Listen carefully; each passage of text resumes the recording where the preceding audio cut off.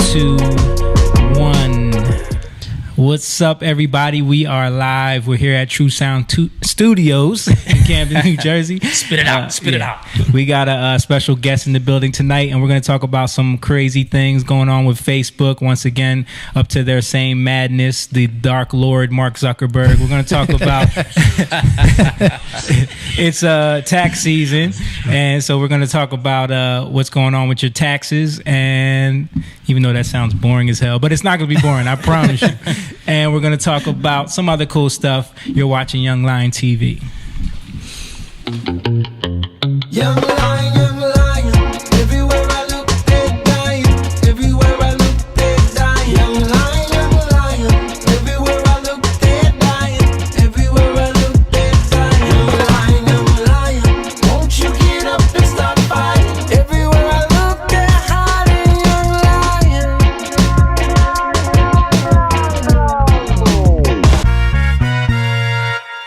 That's right. The Young Lions are in the building. This is Young Lion TV. You are live with us at True Sound Studios in Camden, New Jersey.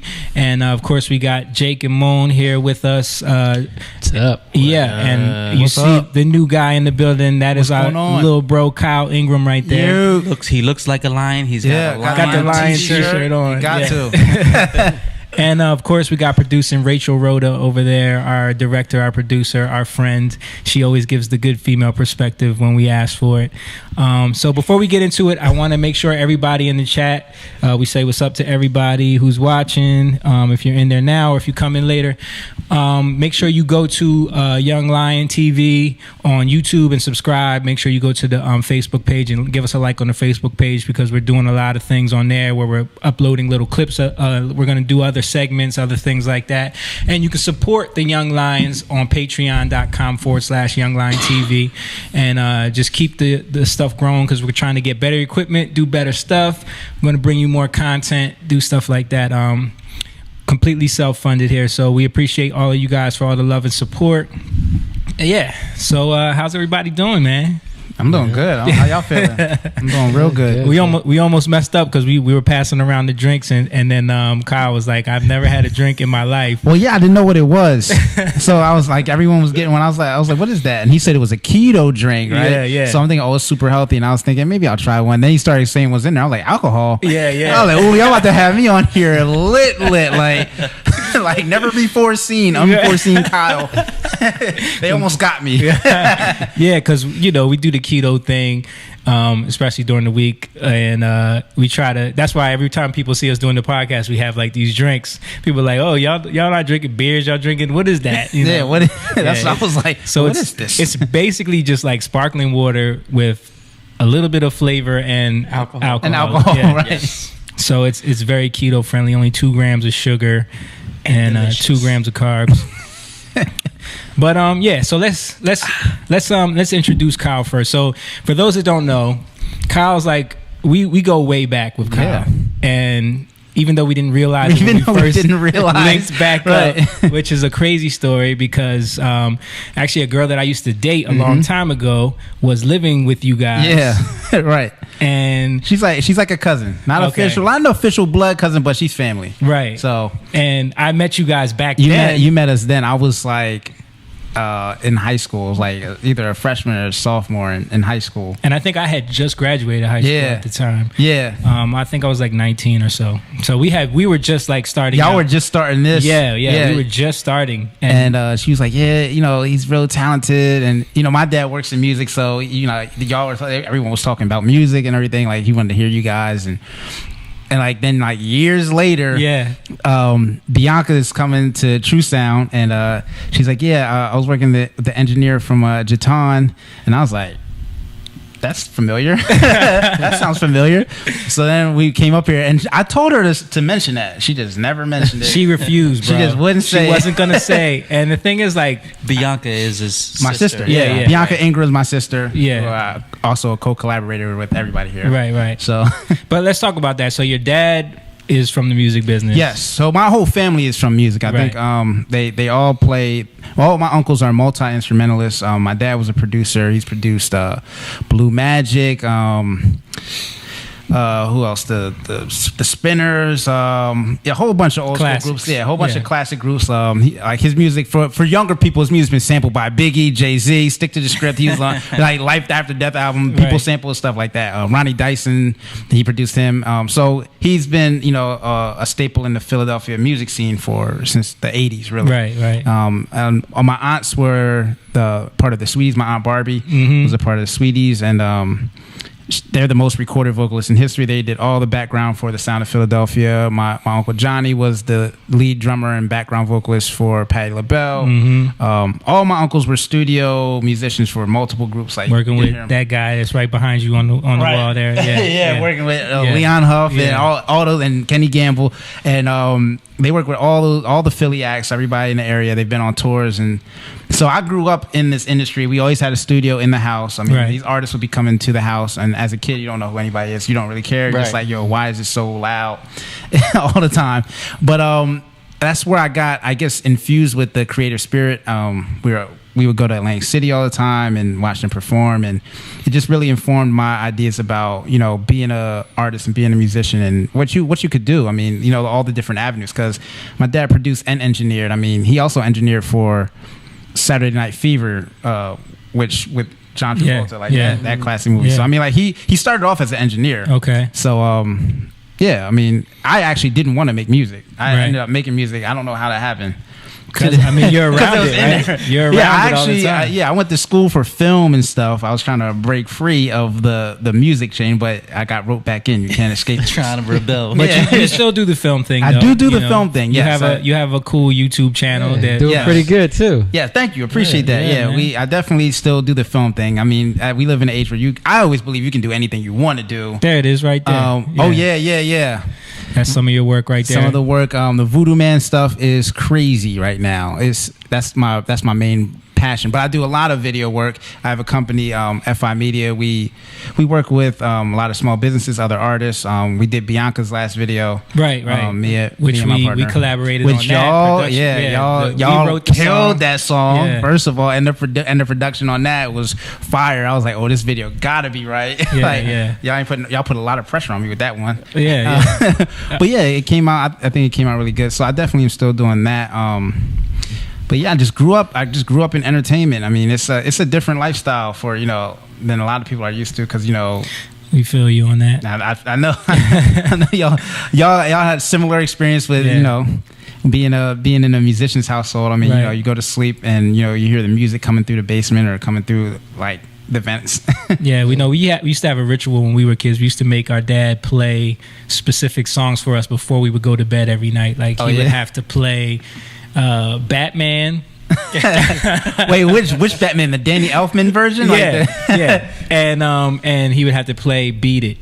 Okay. Those were the two songs that he had to play on the bass for us before we would go to bed every night. So your dad was a bass player too? Yeah. My dad played bass. Like in the family band, like everybody plays all the instruments, but my dad played bass. Like, so when they all get together, he would be the bass player. That's interesting. Yeah.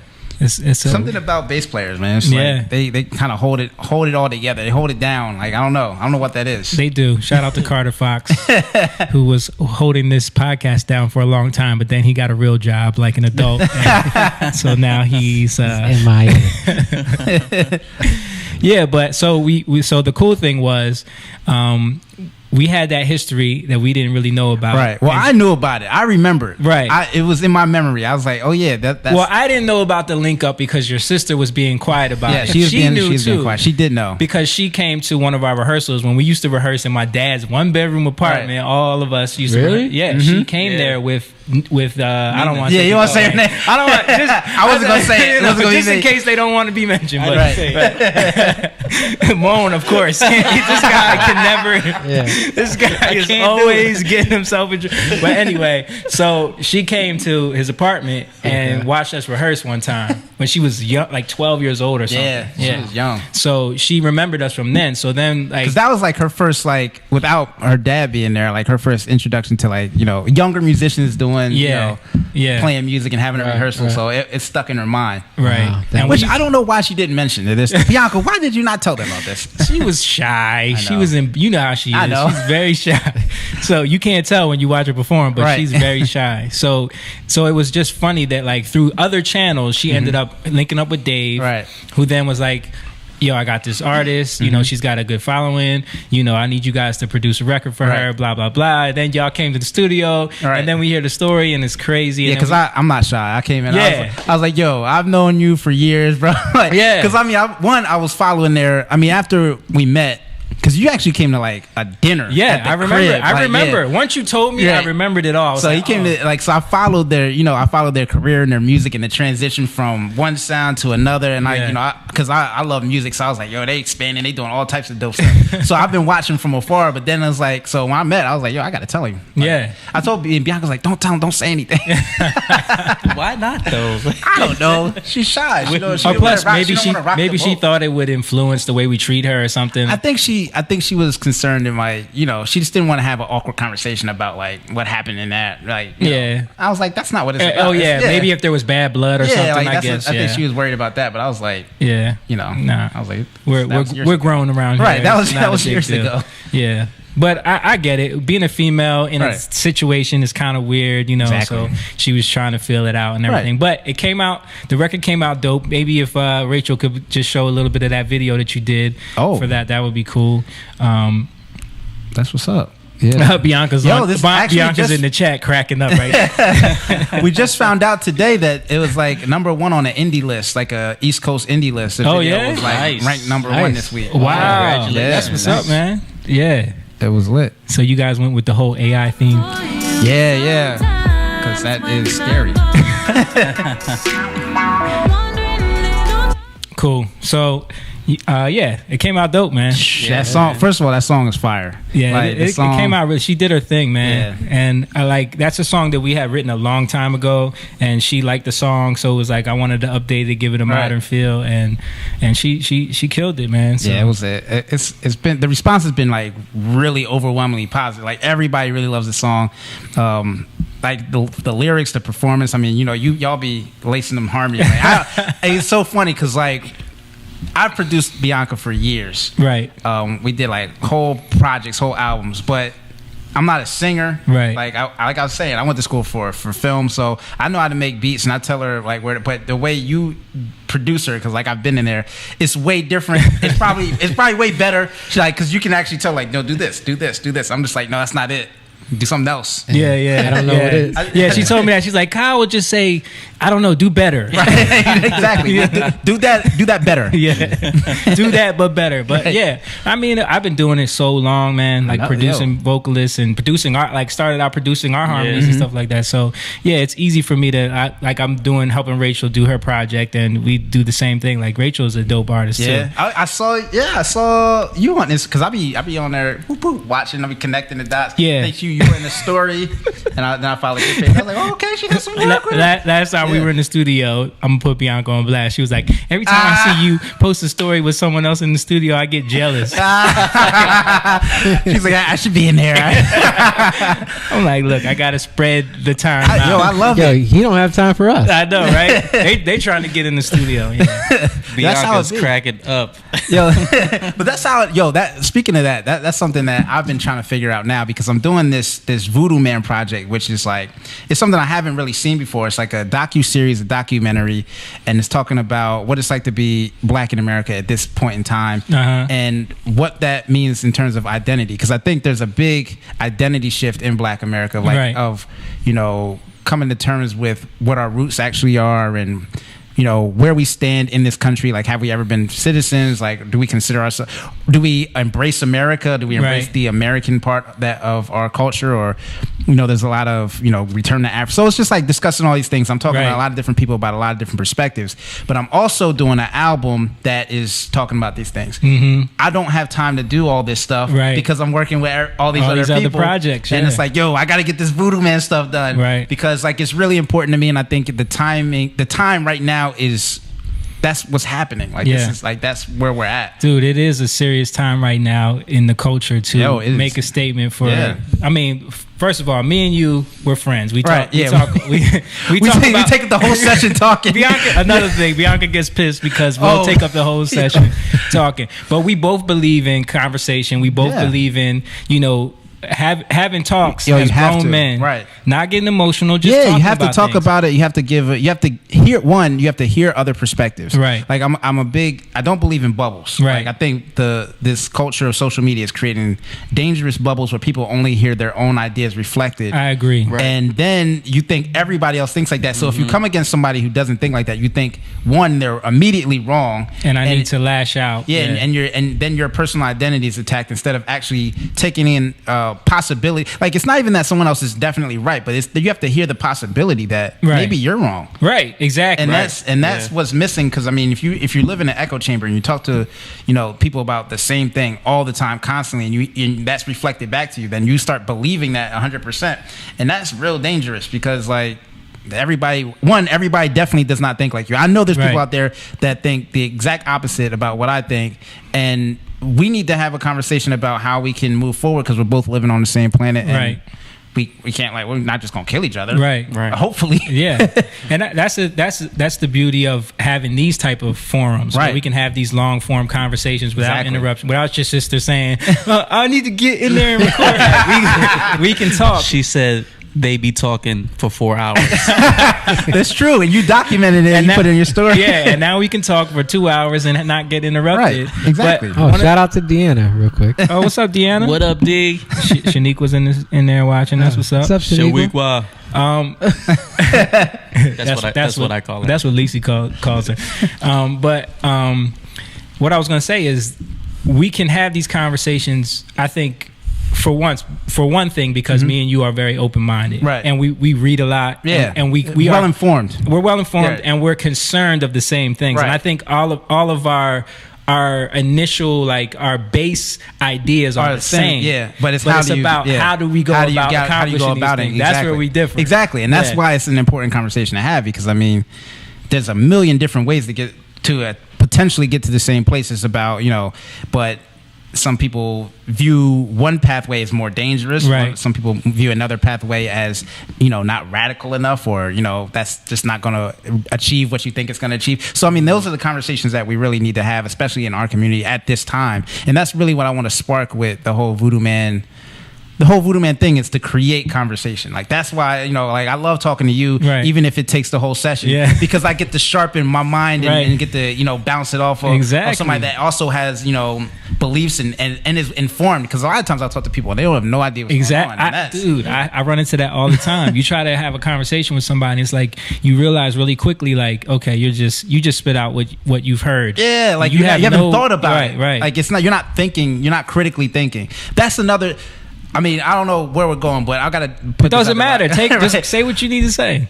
I think our education system needs to be radically changed, because we need to teach people how to think. Like in terms of what I just said about social media bubbles, right? There's so much misinformation on the internet. It's so Agreed. easy to find things that are inaccurate. If you don't teach people how to discern what's real, how to do some research about, cross-referencing Cross-reference. and finding out, like we were talking about, finding actual sources Right. that actually are legitimate, then there already are millions and millions of misinformed people, and that leads to ridiculous conversations that are just based on nothing. Like I really try hard not to talk to flat earthers. Like I can't do it because it's just like I'm like, yo, where do you get this? Like it bothers me. That's my main. I use that as an example because I just don't understand. There's some truth there. No, See, I just understand. Well, see, this is the thing. You gotta come at it everything completely Right. open minded. Yeah. Yes, Yeah. you go And- into it like I watch all the stuff thinking, here's my thought. I'm like, all right, people believe this. Why do they believe it? Right. So I'm looking And at what it. is causing What's someone to believe Yeah, that, what's right. causing not just someone? It's a lot of people. It's like it's enough people for me to say, all right, let me see what they're talking about. Right.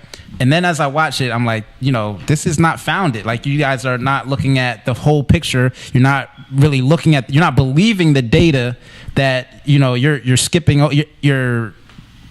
You're bending what you're trying to bend reality to what you want it to be, and not accepting the reality for what it is. Right. Which is Yeah. I think And the interesting part about the argument of the flat Earth thing to me, which is like, you know, it's crazy on the surface, right? Yes. I remember when I first heard about this, I was like, what the hell is going on with the society, right? But the interesting thing about it is when you find out where a lot of the information that we base everything off of came from, that a lot of that has been bent to fit certain things as well. That's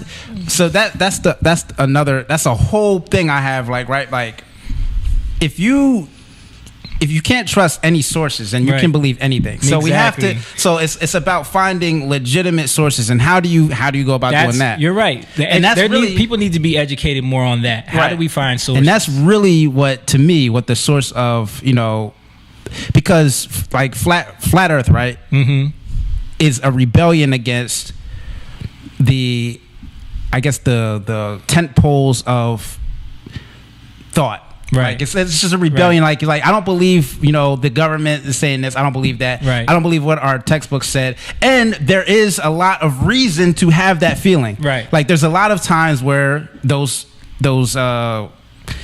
things have lied to us. Our education, like I said, our education system, their history is not always right. It's not 1,000% accurate.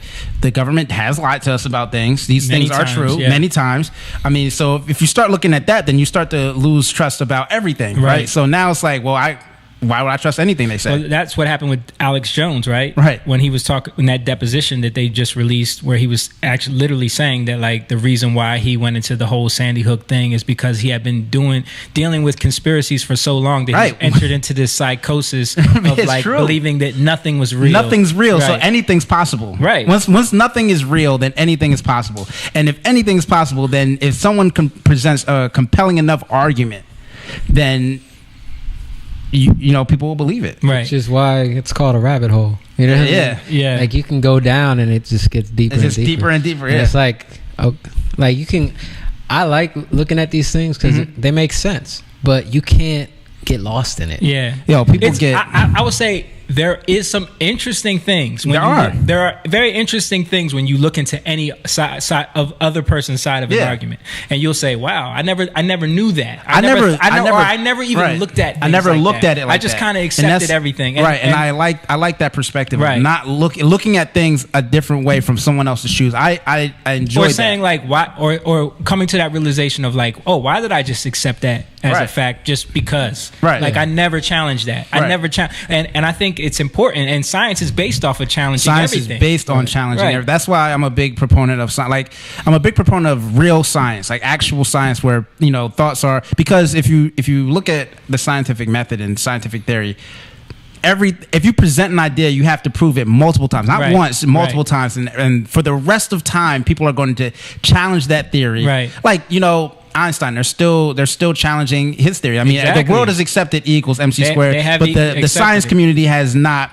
I mean, they're still like, they just took that picture of the black hole, right? They used his mathematics as a test to see if it's accurate. They're still, you know, actively trying to find holes in that theory, and that's science is meant to disprove things when done correctly. Now, people take parts of science and, you know, different parts of it to bend to their narrative, and that's why, you know, we have to teach people how to think like that, so they can see like, well, that's not completely done.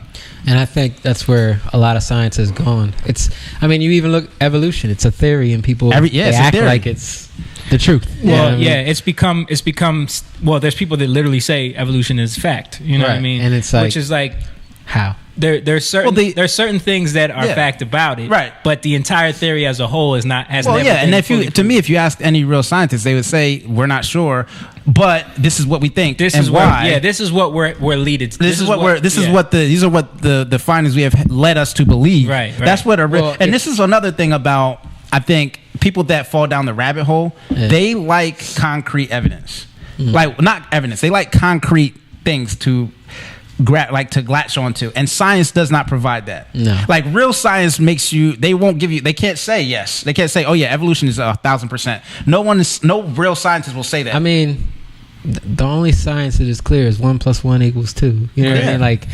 mathematics at a certain stance, because once you start getting to the multiple theoretical equations, math, theoretical quantum, string theory, quantum theory, like all that stuff. Like the fact that, but people think that's all fact. Well, there's some people that think it. Well, that's what I'm saying. There's some people that think it's fact, and to me, there are things that you have to believe. Well, not believe, but they operate. Like gravity is operational. Like we operate on the mathematics of gravity every day.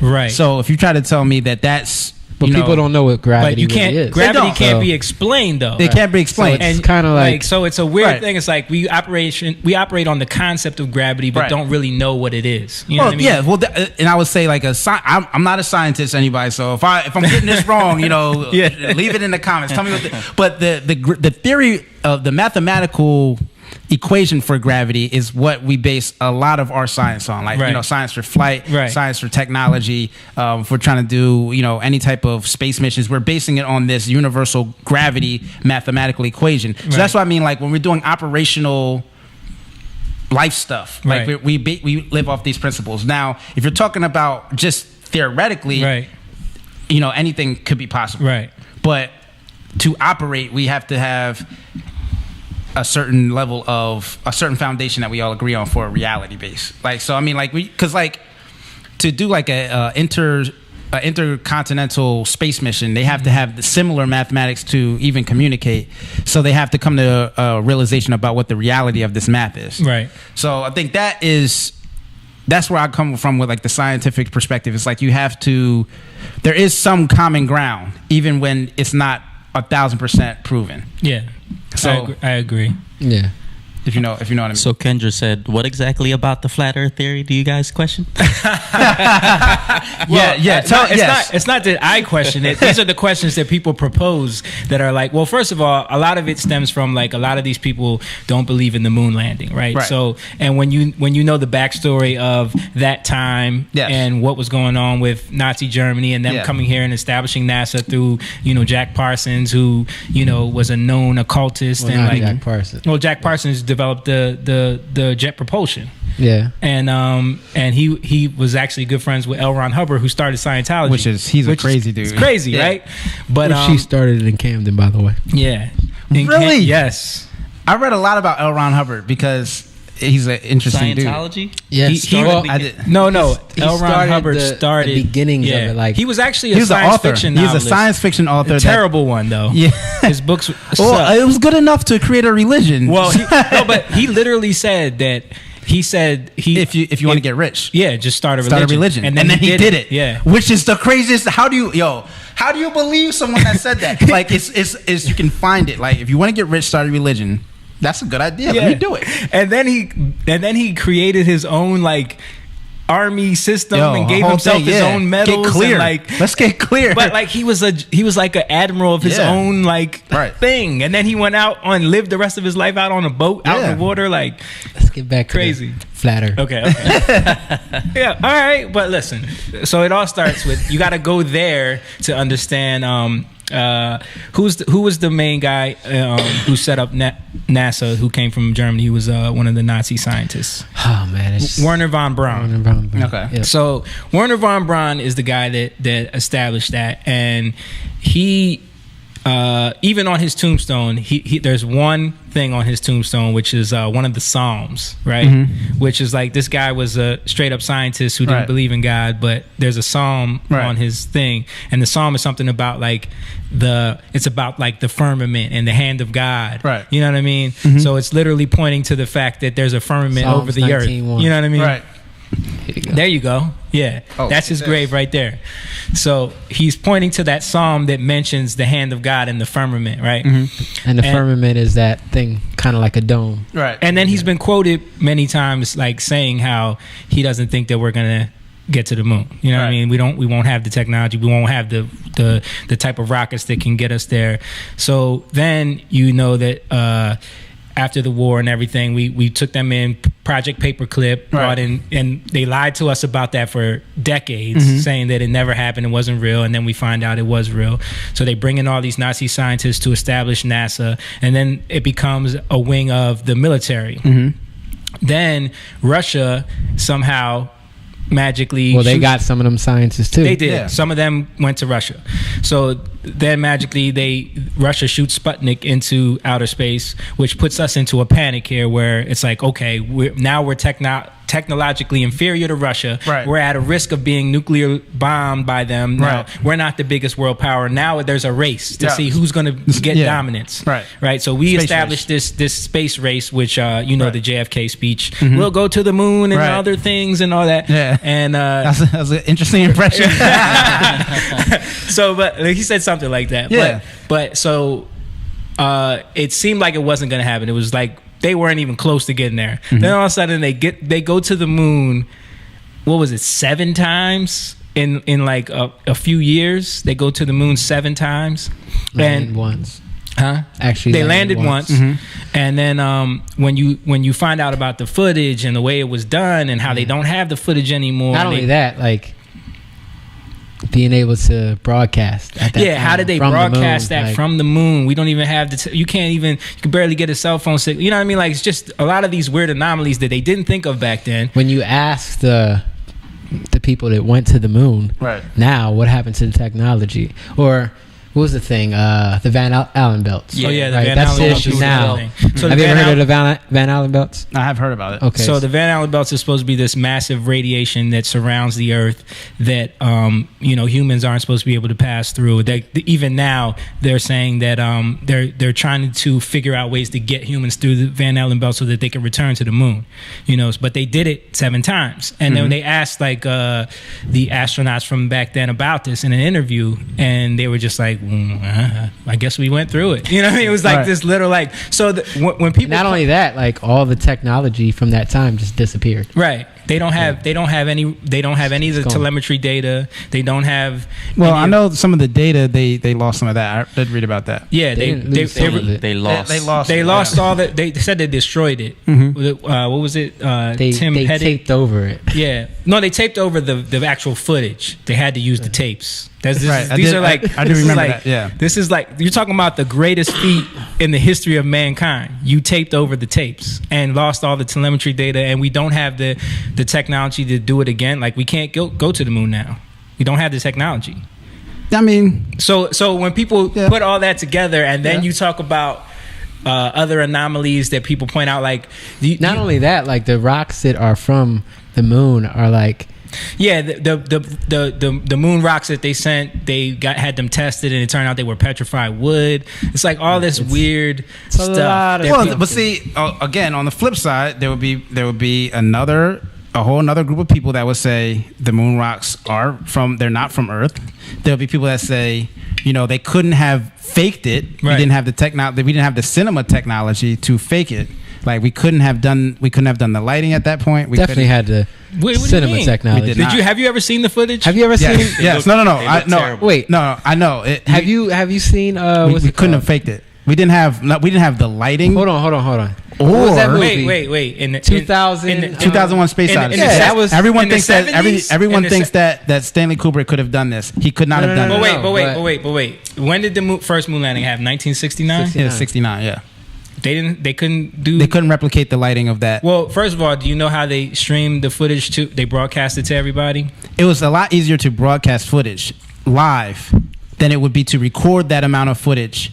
No, but at the time, because we only have film. What I'm saying is, do you know how they broadcast it? I personally do not know how. No, what I'm saying is, it wasn't like a live feed straight to everyone's TV. It was like they broadcasted it to a screen in the building in Houston, right? Then they filmed that screen and then broadcast that to everybody. So it was extremely degraded quality. Okay, you know what I mean. So if that makes sense, because I mean they didn't have the telecommunications power to do that. It does make sense, but it also makes sense if you're someone saying like, but you wanted it to look grainy so that people could. But more importantly, from a film standpoint, they didn't have VHS. They didn't have any kind of data disc or USB or any type of hard drives to save. Everything was recorded to film at that point. Right. Do you know how much film would have to be? You would need a lot of film. It would be. They broadcasted it and streamed it from the moon to Earth, though.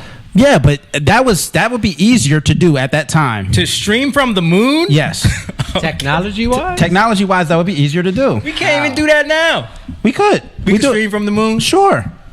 Yo, okay, We so that can't means even get to the moon. so my question would be if you don't from the middle of the ocean. so if you don't think that means you don't believe in like the Mars rover landing. That means you don't believe in the science we have now. I'm saying I believe in it, but what I'm saying is, But that's what somebody would say. But I'm talking about from a perspective, because if you think that, you know, if you think that, people that believe that we didn't go to the moon, they don't believe. They in don't none believe of in that. any of that, right? No. So that's my point. So you won't believe in anything that we've achieved now. And my question always to them is because they believe that NASA gets $56 billion a year or something like that, Right. or you know what I they mean. think.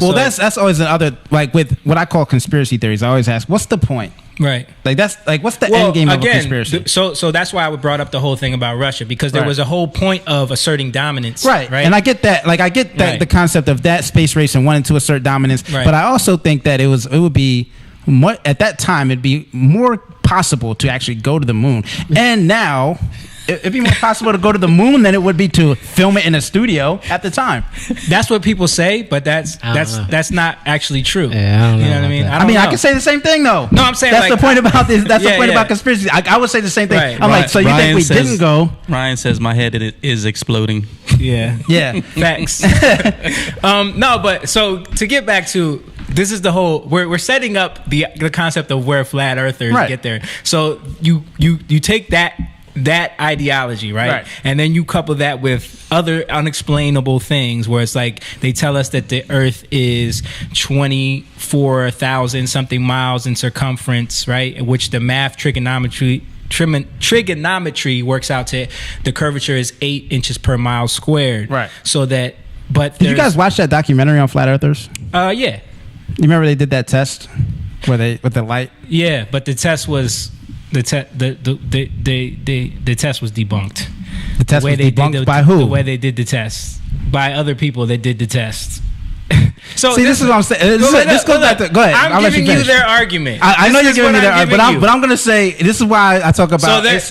So what I'm saying is, you can always when you believe something, you can always Google it and find somebody else that believes what you believe. Exactly. So, but I'm giving you where I know the interesting side of their stuff is. So when you look at the curvature math, right? The math, just the math. And when you say, okay, if I use that math and I think about certain things that I shouldn't be able to see off in the horizon because of the curvature math, that doesn't add up all the time. Sometimes it totally doesn't add up.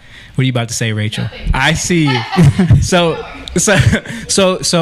people will point to certain places in the world like where it's completely flat and you can see for hundreds of miles, which doesn't make sense. Okay. You know, if you think about the curvature, they point to the fact that a lot of people in science will say, well, boat sailing off into the distance proves the curvature of the Earth. Yeah. Right. But they've used modern technology with like high zoom lenses now on cameras to prove that once the boat goes over the horizon, if you zoom in, it comes back into view. Okay. So these are the things. This is my question to anybody that ever believes in flat Earth. What is the point of everyone lying about the Earth being flat? But the point of that is, the mathematics don't make sense. Like if this is the mathematics they're giving us, if you don't, like here's again, like I said, we can argue all day. Everyone could go. I'll give you the answer. So the answer to the point of it is the same point as would be for faking the moon landing. It's for an idea of control. So, but what? Okay, so the moon landing, right? If you wanted to say that the U.S. wanted to do that so they could assert control or dominance over Russia, that's a concrete point that makes sense. Right. The whole world is conspiring to tell people that the world is flat for what? It's not the whole world. Well, I mean, certain people that are in power. The power structures of the world are conspiring to tell people that the world. Because scientists, it doesn't have to be the scientists worldwide have concluded that the world is not flat. But so why would they all collude? Well, because the idea is that there would. So have you ever heard of the Antarctic Treaty? I have not heard of this. So around the same time around the same time with the Nazi Germany and all of that, there was a time when right after the war when they became obsessed with Antarctica. Okay. Right?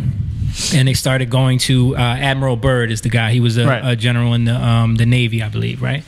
I don't know. But he started going to Antarctica on these missions, and there was Operation High Jump and Operation Fishbowl were going on at the same time, where Operation Fishbowl is they started testing nuclear weapons, shooting them into the atmosphere. Okay. And simultaneously they were going to Antarctica and exploring Antarctica.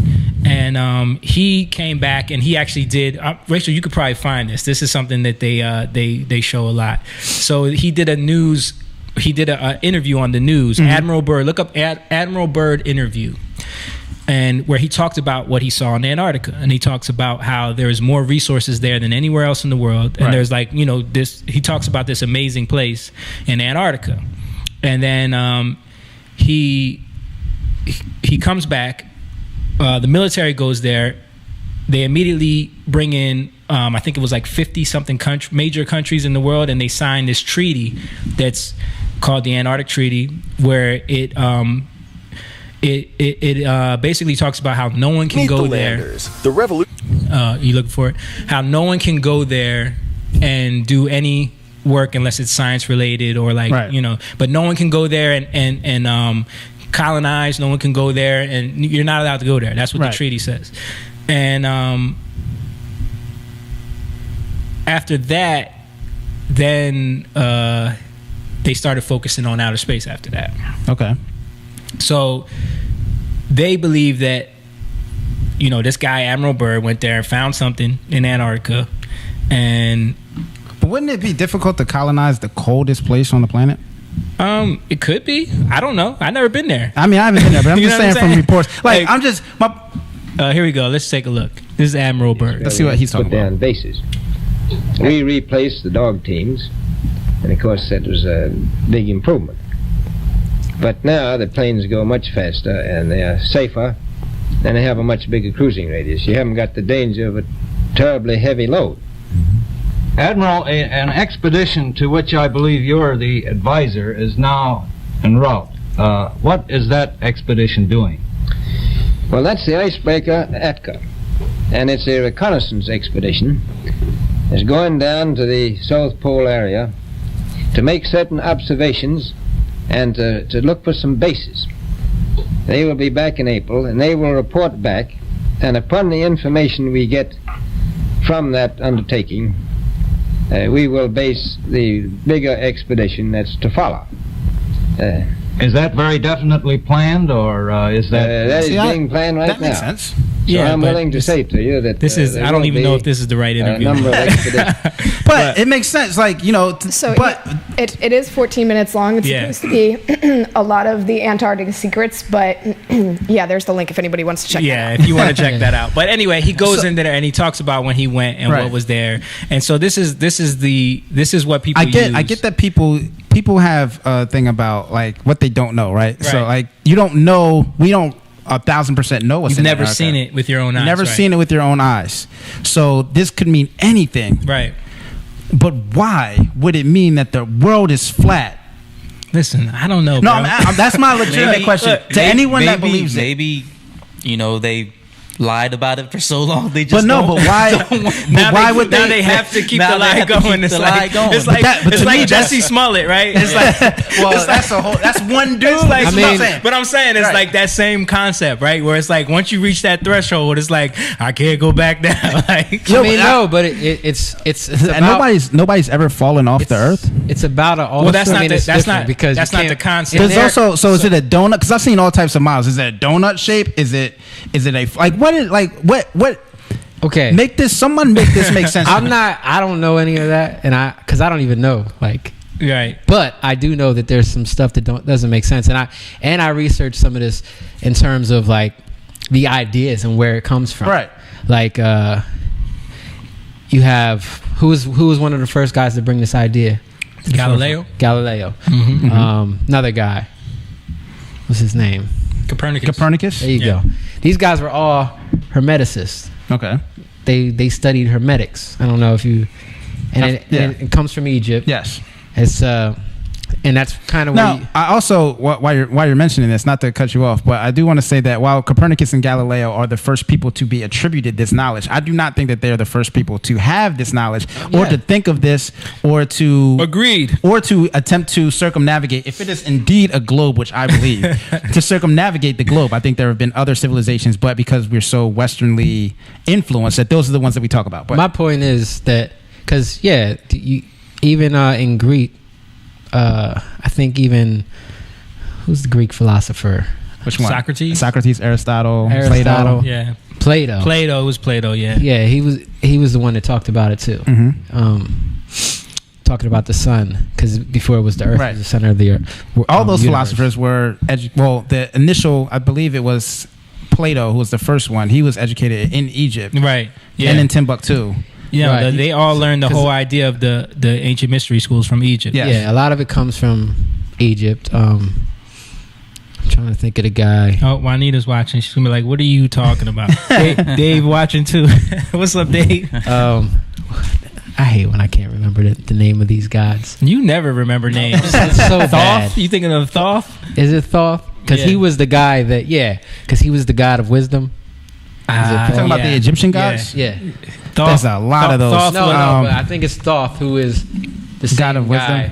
Where Hermetic comes from. No, they believe that Hermes was him. Right, yeah, well, so they transpose the gods. Right. Yeah. And this is where alchemy comes from and all that. So you have Newton, same thing. He was into it.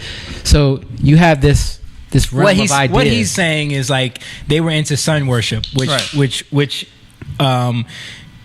creates that whole concept of making. It's a straight up. It's a realm. It's a dichotomy. It's something that they enter into, right? And it stems from Egypt, you know, and it comes. A lot of ancient civilizations were sun worshippers. Right. I mean, it makes sense when you look at. You know, if you believe in science, the energy that the sun gives off in terms of, growing crops, flowers, plants, even us, we need the sun. Right. The heat it brings, the way, so I mean, it makes sense to study the sun or to worship the sun. I mean, right. Especially if it doesn't make sense to worship the sun, but no, from an ancient civilization standpoint, without any real. So what I'm saying is that puts you in a dimensional realm of thinking, right? You know what I mean, and this goes throughout time.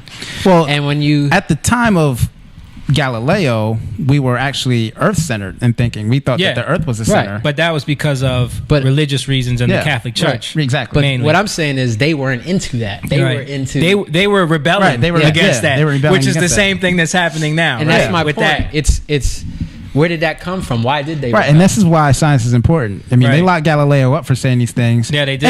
And I'm not saying lock flat earthers up. I'm just saying, show me some science. First of all, the whole point of why we started talking about flat Earth to begin with was just to talk about the bubbles that people put themselves the bubbles in, that they're and in. How you can end up believing anything. Right. Yeah. And how Facebook and because, Instagram are, that's the real reason to start talking about, because as we're discussing, this is a good example of an exchange of ideas between two different thought parties. Not to say that you guys are representing what people who believe in flat Earth, because I was so interested that I checked a lot of it and out. I think most people that are curious I did the same thing. Right. I mean, I looked at all those videos. I was looking at it, trying to figure out why someone would think this, and I came to the conclusion that to me it just doesn't make sense. It doesn't hold up. Right. But what people need to do is have more discussions like this, and not just be like, oh well, you're crazy, you're stupid. Exactly. That's when you start dismissing people in that way, where it's like, oh, you have to pass the information. Like, so what you mean, like the universities now? They just they shot down any other ideas that don't line up with them. But with the university, right? What I was going to say is what I get to is I'll listen to why you think something. I'll give my counterpoints, right, and then I'll give you the information that I believe is correct or that I think has changed my perspective, and I'll share that with you, and then you can do with that what you will, and I'm done. Because I'm not going to, I only have certain. I already told you I only got that much time, so I can't keep going back and forth online. Like no, I'm not going to do that. I'd never do that. Right. Never. Well, I do. I spent way too much time. Man. Anybody that knows me knows that I will spend way too much time debating. Ryan said that I have an endless debate meter. Like, I just never reached a point, but I'm doing better. So I'll leave the information, like, boom, you know, do what you want with that. So, but it's important that we cross those informations. Right. It's important that you That's share. why it's important that we don't censor and silence. Yes, that is a dangerous thing to which is censor, happening a lot. And Facebook has gotten in trouble for this recently. Yes, and they just let's talk about it. And so let's talk about this article that I wanted to bring up. Yes. About Facebook.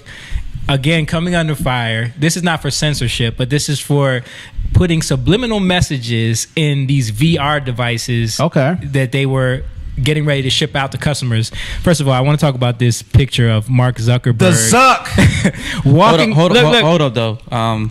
Laurie, we don't know the answer. What's her answer? She wants us to answer her question. What is it? What was the question? Why would all these people talking about flat Earth? So here's my question about flat Earth theory. Why would all these people from many nations across the world lie and say the Earth is round? Lori, I agree with you. Who's benefiting? I mean, we don't know. Lori, I'm with you, Lori. I don't know you. Yeah. Lori, there's a lot of unanswered questions out there, and I would say, why would people lie about anything they lie about? Well, just before we Why go back would to what you're Jussie talking about, Jussie Smollett's an individual. Why? If you can point to me, like, with conspiracy theories, before I believe it, or before I even really think what's the point of it, right? Like, if you give me like the space landing, or when, you know, the 9/11 conspiracy theories, when they say like we wanted to have an excuse to go to a country to get oil, this is direct profit. Or give up their liberties because we get the Patriot Act. Was passed, and everyone fear is a great a great tool to control They use people. it all the time. The Gulf of Tonkin, 1,000% correct. Yes. What was the Northwood? 1,000% correct. All of those I agree with, and a lot of, you know, whether you can 100% prove them or not, there's some conspiracy theories that will come out to be true. Right. Like, I mean, you know, you would say, why would they take a group of people and do tests on them? But they've done that. They gave black people syphilis to see what happens. And they didn't tell them they did it. They did it in South America too. There are things that happen, which is why it's not important to not just throw things out. But you have to ask yourself, why are you doing this? Right. Who gains from what? Right. And this is the thing with the flat Earth. I have no idea who would prosper, you know, and what the end game is. The only person you could mention is we're NASA. a part of some intergalactic society that is trying to keep us down and not let us know. Bro, that sounds my believable. Point, you never know. it goes back, unless we're in Mass Effect 4 and we don't know. Again, what I was saying is how it goes back to Egypt. You know, you never know how those pyramids got there. We do know. We don't know. We do know. There's science that I've actually videotaped. Well, okay.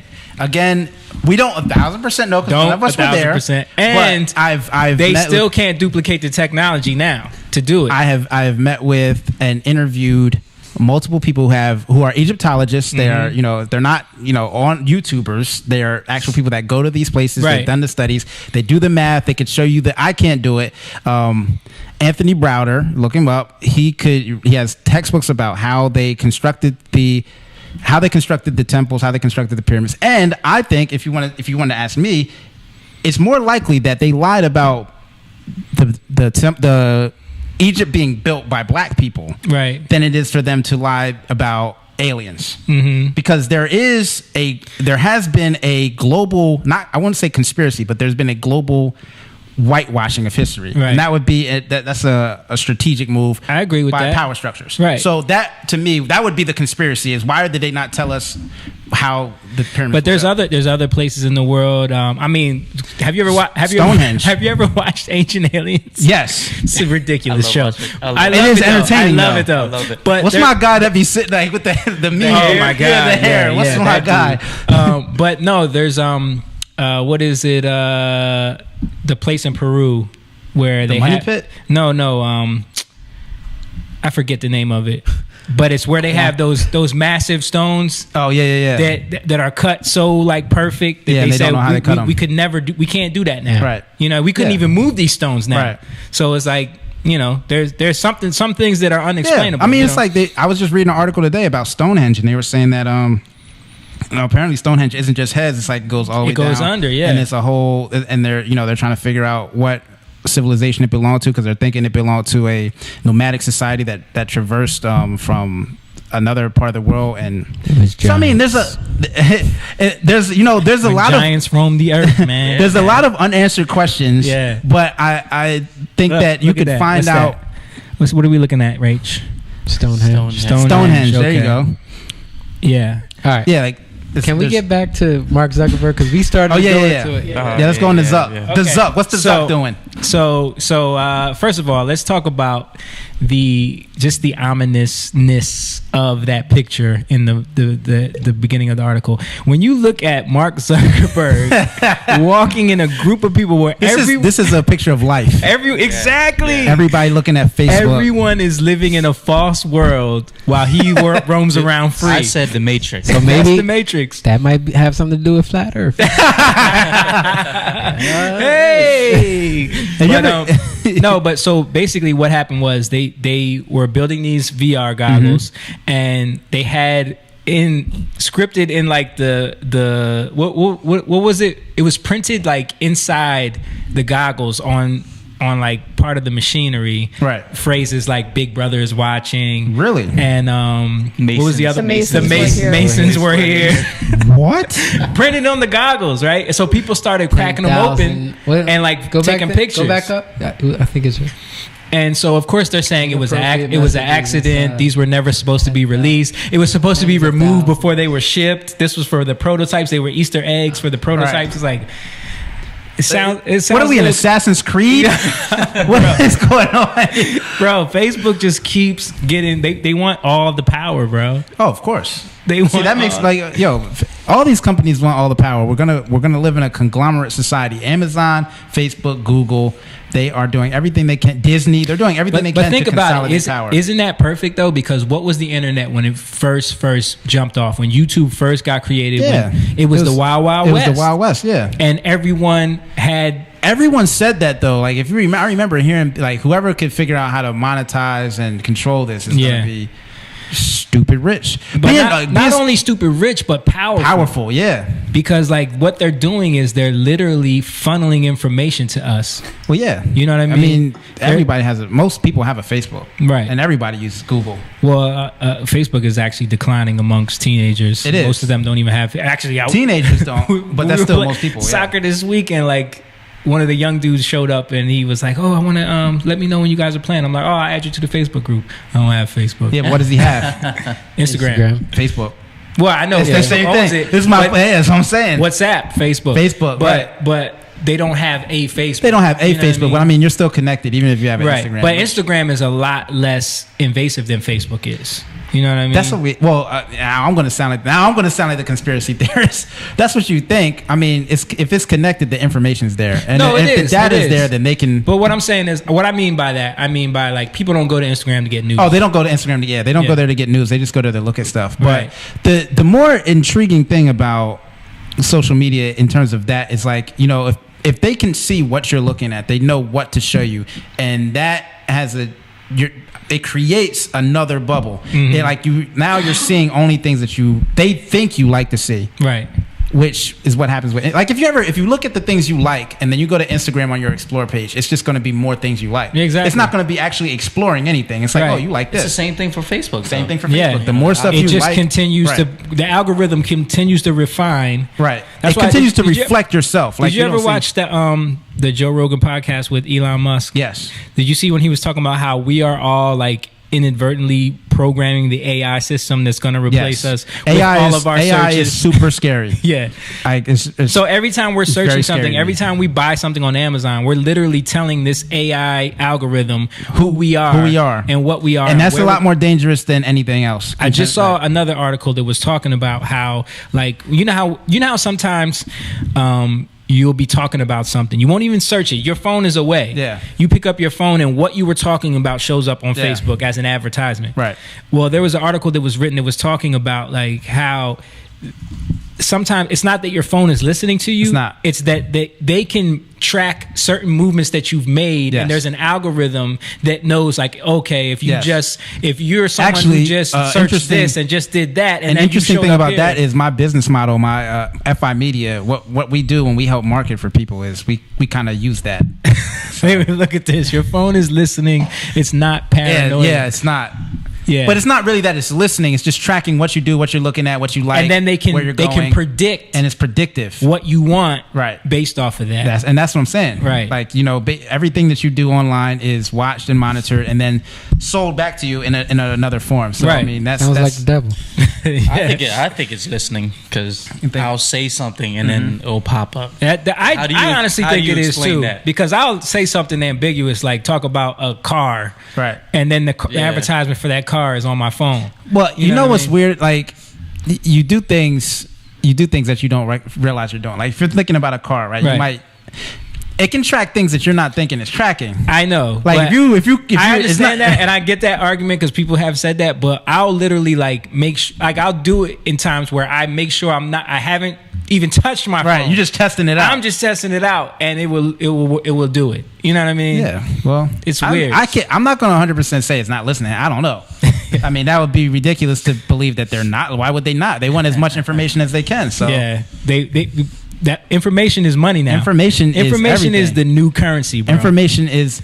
Information and attention are currency. If you have attention, then you can disseminate information, Right. and then you're valuable. Right. I think especially with the advertising thing and the secret phone listening, like it's probably definitely doing it, but they're not taking it and taking all of this information and realistically putting it into a supercomputer where they can all control us. Right. Like, I don't even think they can do that yet. Like, No. maybe, but it's more just used to slowly like spend your money and destroy your life. But- they're using it Right. mostly for what consumerism. it does And track do, Trump. what it does what it does do is it creates an algorithm though, like so like for Google, for example, they can, all of this stuff is being processed in the server that then categorizes everything and can make predictions on people based off of certain things. And Well, then, the more information it has, the more accurate the predictions are going Right, to be. exactly. So, I mean, like, you know, it's not ridiculous to assume that they might. Now, I don't know how they would record all that information and store it because, you know, as you know, audio information adds up over a period of time. And Yeah. all the times people are just talking, that's a lot of information to store and just to have. So, I mean, but there's also dictation. So there's probably software that can take everything that's being said and then transcribe it in real time to actual, information that's just text, which takes up less could be space, possible, you know. But you know, I don't even. The thing with me is, I don't think they need it because I think people are more honest in what they write online than they are in what they say. Like, someone's search history is way crazier than what they're talking about out loud. Right. Yeah. I agree with that. I agree with that. Yeah. Like, if you looked at what somebody was searching, you'd be like, oh, this person, you could tell. Yeah. Like, just you as an individual would be like, oh, this person's about to. Yeah. You know, I mean, don't they use that in to solve crimes? Yes, in court and everything, like in all those, like they look at what you're looking at, you know, were you about to what you thinking about purchasing this, is like, you know, all that stuff that tells you enough about a person that, you know, I wouldn't have to necessarily hear what you, because people talking about a whole bunch of bull crap like that really doesn't mean anything to them all day, but you're searching stuff that's important to you. Exactly. Like, people are going to be out there looking up flat Earth right now. Dude, I was looking up all these. Everyone's Googling Copernicus right now. Right? Look what you guys did. Oh my god, we just broke the internet. I was looking up a bunch of like real far right racists, basically. Yeah. Just to see like where their heads were coming from. And I was thinking about it like, damn, what if somebody like looks at your history. Look at my history right now. Like, Jake, you wow. You don't know the FBI is watching you right now, bro. But now you talk about flat Earth. Oh, you done? Bro. You done? Nah, but it's funny though, because you never know why somebody's you don't know why somebody's research. Yeah, you could make you better clear the cookies and clear the search history all the time. It's too late, Bianca. They already got it. It's too late. Once you do it, they got it. Yeah, they got you. But yeah, I mean, you don't necessarily know why, but that's why patterns are important. So like, you couldn't do it off one time because maybe you're listening to the podcast and you're like, I never heard of Copernicus, and now you're googling that. That doesn't necessarily mean that you're a flat earther. Right. Just by getting back to that though.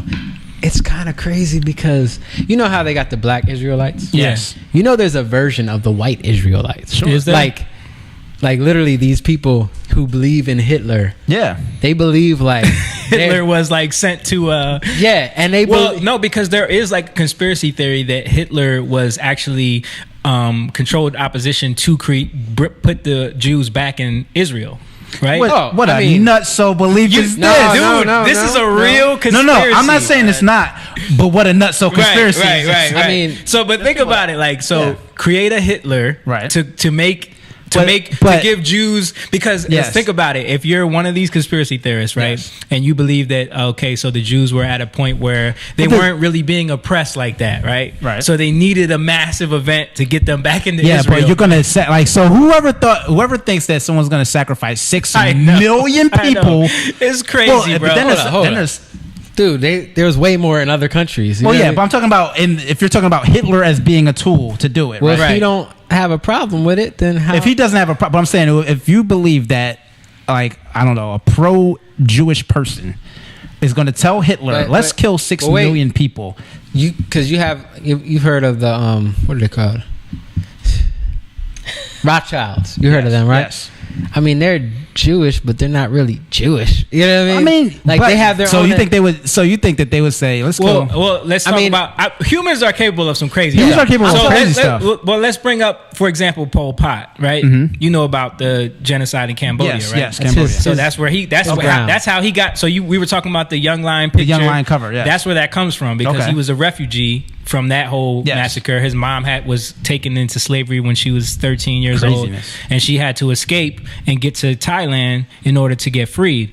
So think about how many people that dude killed of his own people. But thinking that he was doing the right thing. Now, see, it's a lot easier for me to believe that a person can come to power on hate.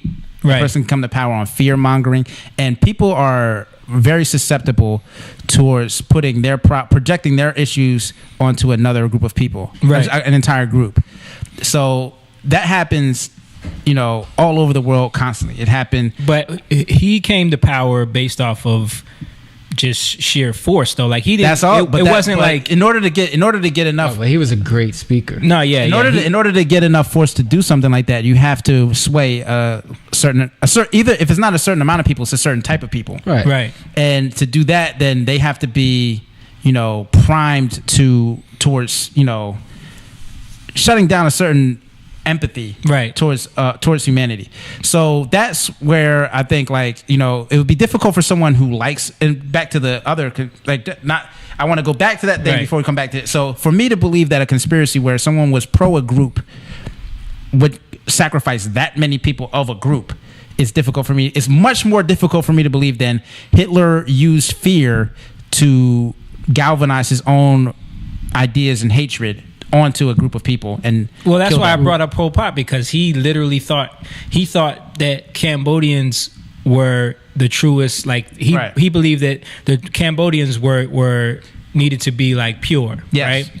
But he ended up killing millions of them in the process. Yes, you know what I mean. This happens a lot, though. So the sense of other, the concept of other, Rwanda. Yeah. I mean, it happened. It's happened multiple times in many places. But this sense of otherness, of these are the correct people, these are the incorrect people, right? But that's the point. Yeah, you don't know. Like, no, I'm not even talking about the ones he killed because they weren't Cambodian. I'm talking about the ones he killed because they starved, because they were enslaved, or because they why did they get caught up in it? Were they were against his ideals? No, perhaps, or they were just everyone suffered because of war him. Creates suffering. No.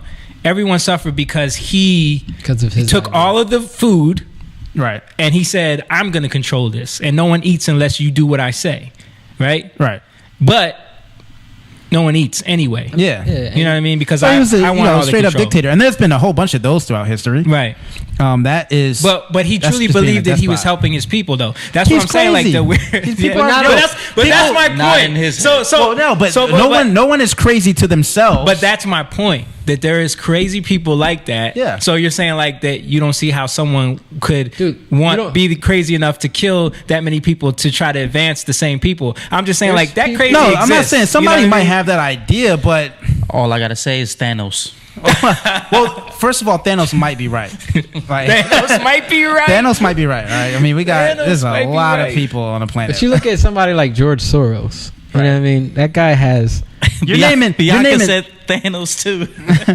you're naming all the conspiracy people. But this isn't Soros. No, I'm just saying. No, but like, if this is a conspiracy, Soros is a real dude. No, he's a real person. Yeah. But I'm just saying these are all the names that like combined. You hear Alex Jones say Soros a million times. Yeah, but are you gonna? I'm not going to go with the conspiracy. Let me ask you this question: are you going to at any point mention lizard people? No, because I'll have to leave. That is.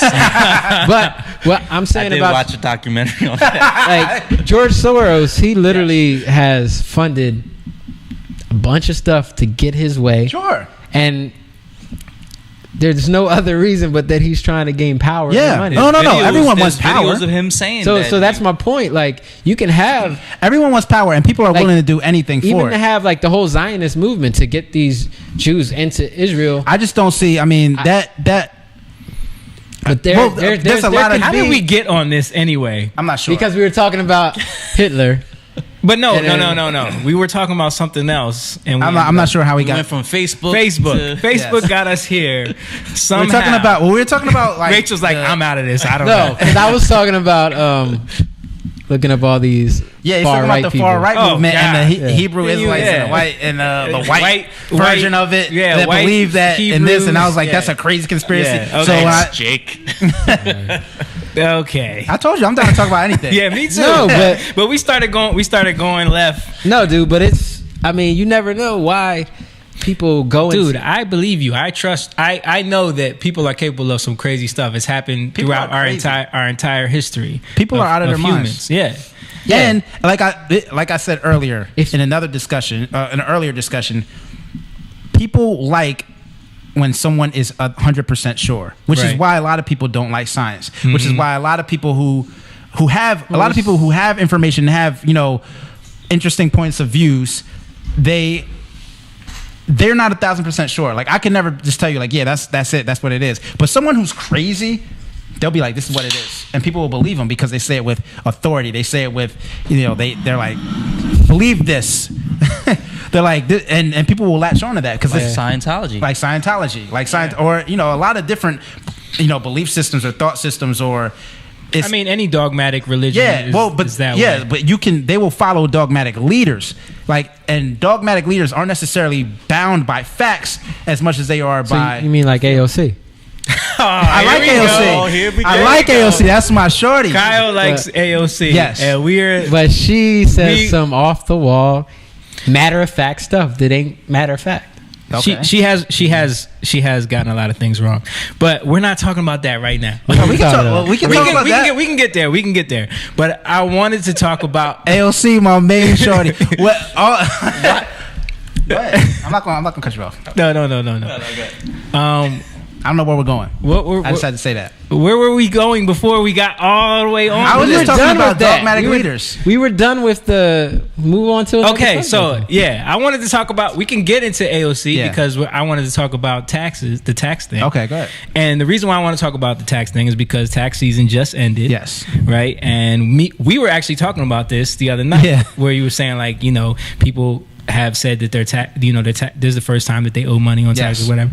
And actually, Bianca said that. Bianca did say that. Shout out to Bianca with the information. Right. See? But I was doing some research on this, and there is actually a lot of articles. New York Times wrote one, and there's a lot of information about why people feel that way. Yes. And the reason why I want to bring this up is because it's a prime example of how the news and the media were using a certain spin to get people to believe a certain thing. And this happens to us all the time, where they can push us into a direction. So first of all, the headline of this is the New York Times. The headline kind of is telling, because it's almost like admitting, we've been spinning you a certain way, but face it, you probably got a tax cut. You know what I mean? That's what they're saying. Yeah. And the article goes on to say that this is New York Times. Yeah, the New York Times hates Trump, so they're not going to give. They've been talking about how people were saying that their tax refunds weren't coming in. What does that say, Rachel? Because I can't see it. The camera's in the way. Can you read it, please?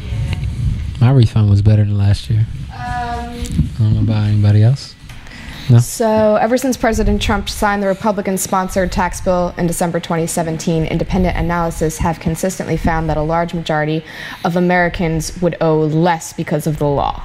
Preliminary data based on tax filings have shown the same. Yet as the first tax filing season under the new law wraps up on Monday, taxpayers are skeptical. A survey conducted in early April for the New York Times by the online research platform SurveyMonkey found that just 40% of Americans believe they had received a tax cut under the law. Just 20% were certain they had done so. That's consistent with previous polls finding that most Americans felt they hadn't gotten a tax cut and that a large minority thought their taxes had risen, though not even 1 in 10 households actually got a tax increase. So they broke it out. They did charts and everything. But the bottom line is that when they first got those reports coming in that people weren't seeing a tax cut, they literally had only been 1 week of taxes turned in. Right. So now that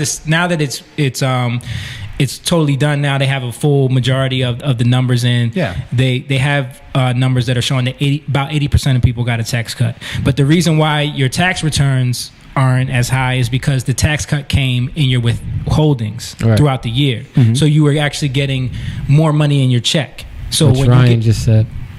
Right. So Ryan, shout out Ryan. You could owe money when you do your taxes, but actually pay less. Yeah, exactly. Yeah. So there's a bunch of articles about that, and people. There was actually a Vox article that I sent you, Rachel, where what's his name? I forget. He's a journalist for Vox, and he did an article talking about the tax cut thing and how people didn't get a tax cut early on, and then he tweeted about it later. I want you to show the tweet because he's basically admitting that they spun this negative. See, I would like that. I like that though. I mean, if I like that you would admit it. Right. Like to me, it's important to admit that. Right. If you say something and you got it wrong, you know what I'm talking about. Then he tweeted about that. I haven't seen it. No. Okay. But he didn't. He didn't. The thing is, I like it too. But he tweeted in a good way, saying this is an example of how it's a successful spin when we can get people to believe. Here goes the tweet right here. Nobody likes giving themselves credit for this kind of messaging success. Go ahead, read it. But progressive groups did a really good job of convincing people that Trump raised their taxes when the facts say a clear majority got the tax cut. And then back to this other article, which said most people didn't recognize the increase in take-home pay, or at least didn't attribute it to the tax cut. Some of them might realize it now that they're filing their taxes, but it's little consolidation to discover that you've received a couple $1,000s during the year, but you already spent it. Right. So that's my point. My point is that a lot of times we get hyped up because we already feel a certain way. So there's a lot of with tax, right? Yeah. Ryan talks about this a lot. That's my business partner. Yeah. He talks about how people don't fundamentally understand taxes. They don't. So it's complicated, though. Yeah, it's complicated, and I think intentionally complicated. Of course, to make people to try to simplify, to spin it in terms of politics. I think they complicate what the process is. But essentially, if you do it right, you shouldn't be getting a refund. Right. That's the point. That's the point. You're supposed to keep your money. Yeah, they don't have to keep your money. You don't give it to them so that they can give it back to you. Because you're not going to get as much back. But that's the consensus. So a lot of people they come so used to getting so they look for these refund checks as something that will happen in tax season, but that essentially means you made a mistake in how much money you gave back. Right. And now they're just returning the money that you, which basically means you're trusting the government to say, you gave us too much money. Here's your money back. Exactly. But people don't understand. If you keep your money, when they give you back that money, you're not going to get as much back as if you if you just kept, if you did it right. Yeah. So right. So I think that's where the disconnect is. But I blame a lot of these, one of the things about this podcast that we try to do is we're trying to wake people up to the fact that everything you're watching, everything you're seeing is a form of programming. Yeah. They're trying to get you to think a certain thing. Right. But think about school. School is big for that. Why don't they teach you about money? They don't teach you about any of this. They don't teach you about taxes. Intentionally. Right. That's an intention. That's exactly what I'm talking about in terms of our education needs radical reform, because they don't teach you about things that you're actually going to use in your life. They teach you how to be a good worker in this system, so that you can continue to perpetuate the current state of capitalism, and not disrupt that system too much. And just show up at the mall, buy Jordans, just show up and buy and be a good spender, be a good earner, consumer, spender, and stay in that cycle. Yeah, that's all they teach you. So Right. they don't teach you, life tools that will help you move up the ladder. They don't teach you about wealth building. They don't teach you about banking. They don't Right. teach you about tax returns. They don't even really teach you life skills. Like You're at right. this point, just like, credit. We talked yeah, about they don't this talk the about other credit. night. Yeah, they don't talk about teach credit. You about. I didn't learn about how Right. how to keep good credit, how to build good credit. Right. They don't even really mention it. I mean, either. I mean, and I think you can take personal finance in college. I took that in college. Yeah. But that was, at that point, you're already in the hole. If you're luckily I played basketball, so Right. I was all right. But if you're in college taking personal finance, chances are you've already taken out a tremendous loan. Right. That now you're going to be looking at this like, dang, y'all got me already. Like, Yeah. now you're going to give me a class to show me how bad you got me. Like, so, I mean, we need to change how we're educated. Or the other option is if you're a parent and you're listening to this, start looking into this so you can give your kids a better, foundation to stand on. Yeah, I Yeah, think it's take responsibility. Yes. It starts in the home. It starts That's with you. That's what I always say. Yes. It starts with Yeah, you it and your family. Well, we your had a house. big discussion about Yeah, this. That right. was the crux of our Yeah. disagreement That's the other where day. Our two truths start to Yes. separate. It's Yes, like because- what matters more? Yeah, go Because ahead. I don't think that most people are capable of being as responsible as people believe they are. Right. Like, I think that they need help and they need assistance. agree. And see, I know I feel here like y'all ain't gonna agree with me because everyone here is an independent thinker and everyone here is. But we all come from different. But- Look where he comes from. Yes. Look, and Rach, then got and then something to and then I think about like where my wife and my where Yes. her family and what they came from, Yes. and the environment that they came Sure. from, a third I world think country. I think a lot of what you're saying is programming. I don't think so. I think it is. I think it's programming. I think it's what people they get stuck into. Like a lot. I think most people. I All think right. most people. Well, can I pause for a second? So you said what was the sentence you just said before everybody said I don't agree with you? You said I think people I can't don't trust think- people to be responsible. I don't think most people are Capable. capable of being responsible to the extent that You think know, they need assistance? they need assistance. Right. And they need and so that's my question. They didn't. So how? And from whom, and how do you see that playing out? Because you can't just say like, "Oh, you're programmed," when you don't even get a plan. What's the plan? That's a great. That's the political question, right? Like, is how much, and that's the initial separation between what Democrats and Republicans should be. Is how much assistance does the government or an institution or a country or a community or any group of people? How much assistance do they give an individual who's not capable of doing this? Now, I think that and it could be, it could be due to our education system. Right. I think most people go through that and they are programmed. I'm not talking about, I think that they just can't do it. Like most people, like everyone, and again, you work with and you couple with people who are most of the time similar in mindset, similar in level of will, right. similar in level of desire to do better. There's a lot of people that don't have those things that just aren't, willing to do that. I differ from a lot of people when I say that. I know a lot of people think that that's a radical statement, but I don't want those people to suffer through life. Like me and Ryan had this conversation the other day. Like, I believe in universal basic income, especially in the future as automation is going to start to happen. A lot of jobs are going to be gone. And, he was saying, if you give people money, they're going to be in the same position. Like giving people resources isn't going to necessarily change. And I agree. I don't think you can't. There's only so much you can do. Back to your question, you can't. Hold on, real quick. I know. I saw Lori. that. Wait. Yeah, Lori. So the fact that you can't see Rachel is because we are sexist and we don't believe that women should be on camera. Just wanted to let you know that's how we feel around these parts. No, I'm 100% joking, but I know that's what you're thinking, so I just gave you that. But no, Rachel actually doesn't want to be on camera. She likes where she's at. She likes producing. We're trying to convince her to get on camera. One of these days we're going to get a third camera. If you you can go to the Patreon right now. Yes. And you can support the podcast and we will have a nice third camera sitting right at Rachel's. We got a specific camera for her. Yeah. We got a camera, but she doesn't like how she looks Support on that. for Rachel's camera, y'all. Support for Rachel's camera.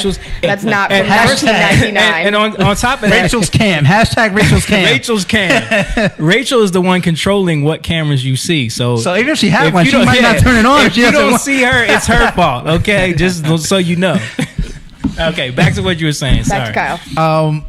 Yeah, so I don't think that I think that we have to give more support to people because I don't think that they are fundamentally capable of lifting themselves up. Right. I think that that's a American mythology that we all have been, as you said, programmed. I think you think we're programmed. No, to not believe. you. No, but I'm saying like people that think that.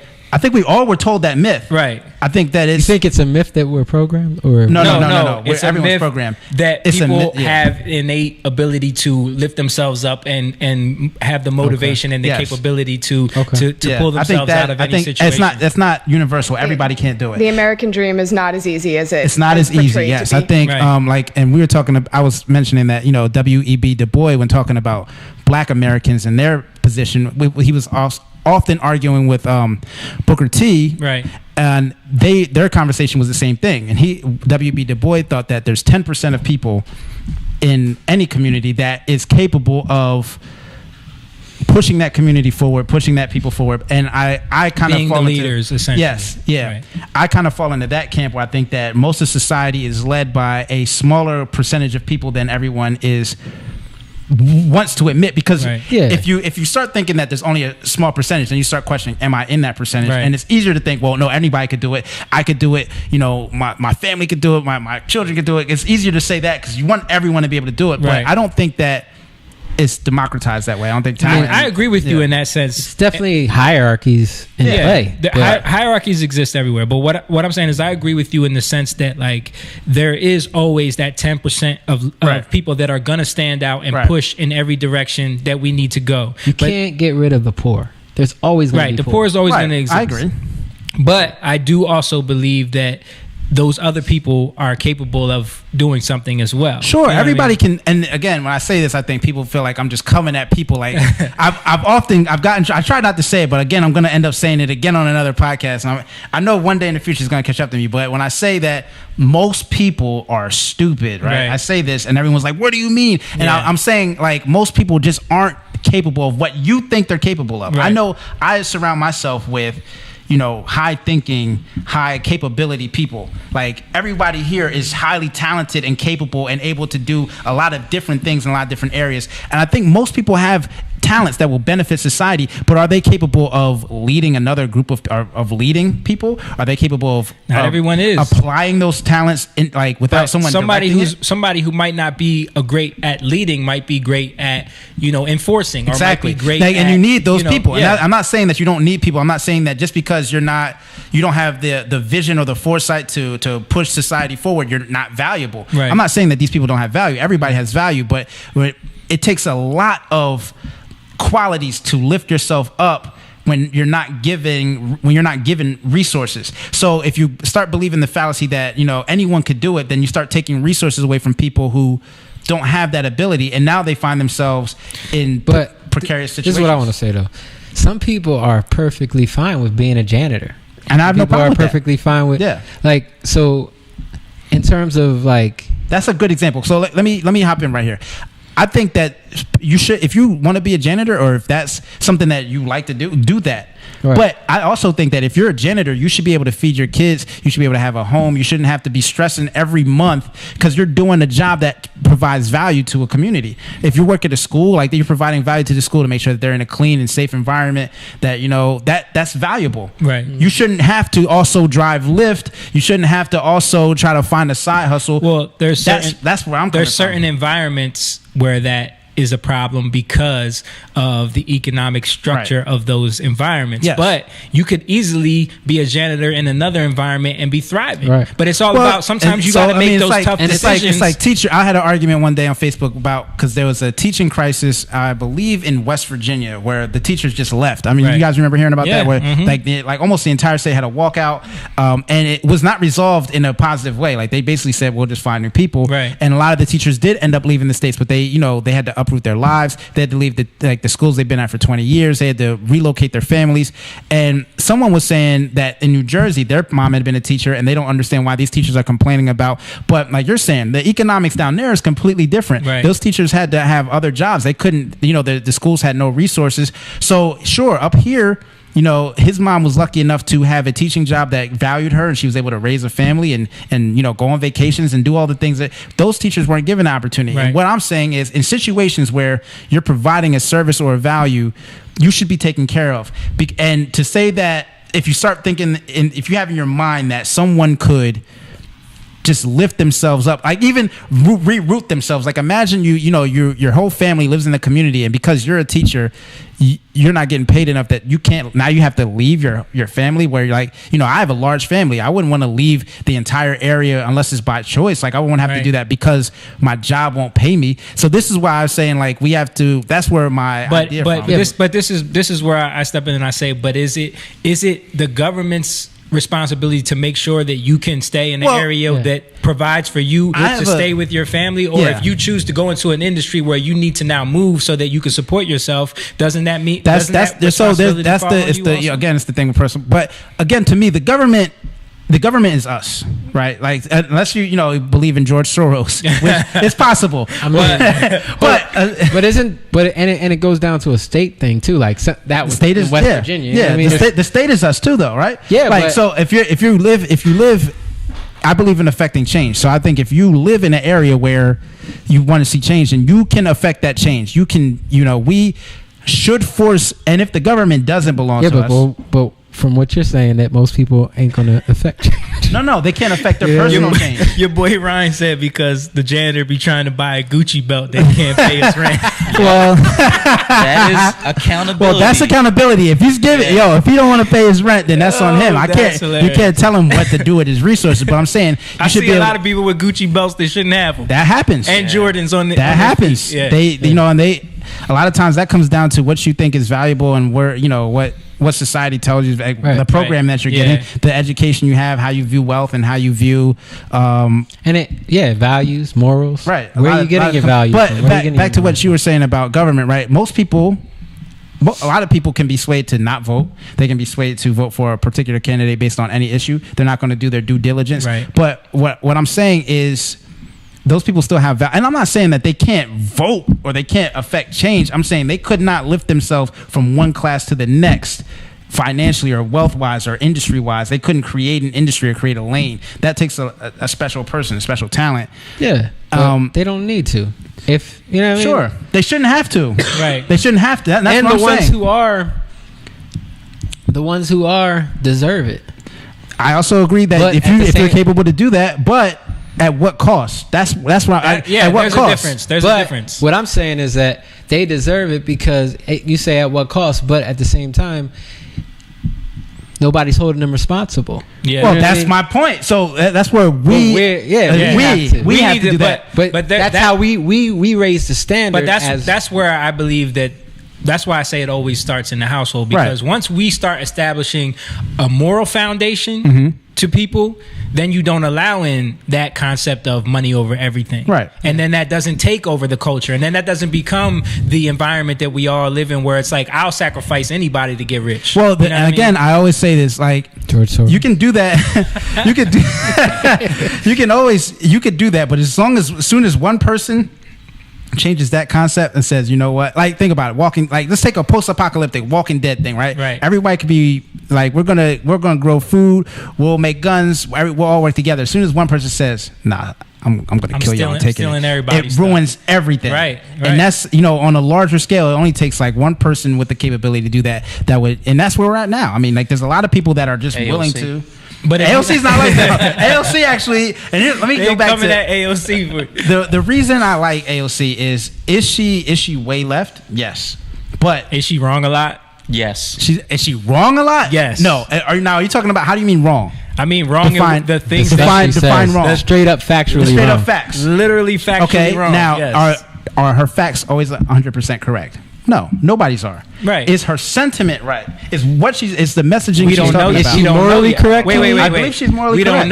We don't know yet. And a lot of her ideas are coming from the Justice Democrats. Okay. Anyway, so it's not really. So are those even her ideas? I don't know. I don't know. If I think she believes them. But why? George Soros. I don't know. If she believes them. Man. George Soros is the Justice Democrat? When you find out that he funds them. He funds. How much?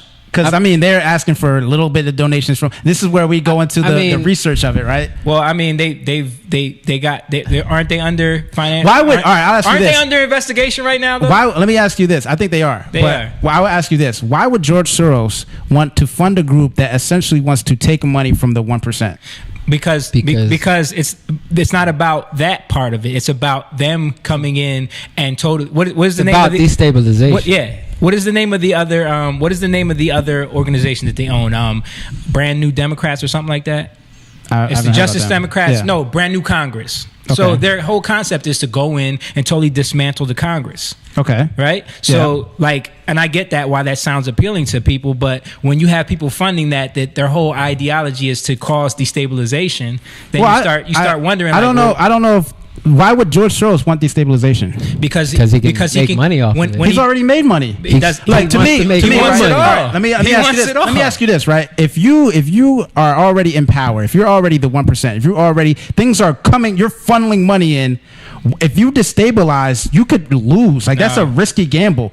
Like I don't know why anyone. Because you come in and buy it up cheap. That's what he does. No. That's what he did. That's what he did with the Chinese look into him. He economy. totally did it with the Chinese economy. He almost crashed the pound in England, and then came in and made billions of dollars. So you think he's doing all of these things, dude? It's on record. I don't believe in one person or one group ever does that. The way things it's not work, just one person. No, but it's a mindset. There are people that person, there are similar people that have a similar mindset and have resources that to do that. It is not one person. Now, if you have enough money, you one can create person is doing it. If you have enough money, you can create the you couldn't create that enough. You couldn't create that chaos. You couldn't create that level of chaos all around the world. If you can fund, all you got to do is fund the right thing. So let me ask you. It's just like they talk about funding both sides of the war, right? Yes. You're literally giving more and more ammunition to both sides of the war so they can continue. Yes, I understand that concept. It's the Darth Sidious, the Emperor Palpatine. Exactly. Shout out to Star Wars. He was the greatest villain of all time. Exactly. Is that some people call Soros Emperor Palpatine. Oh, but my point is why.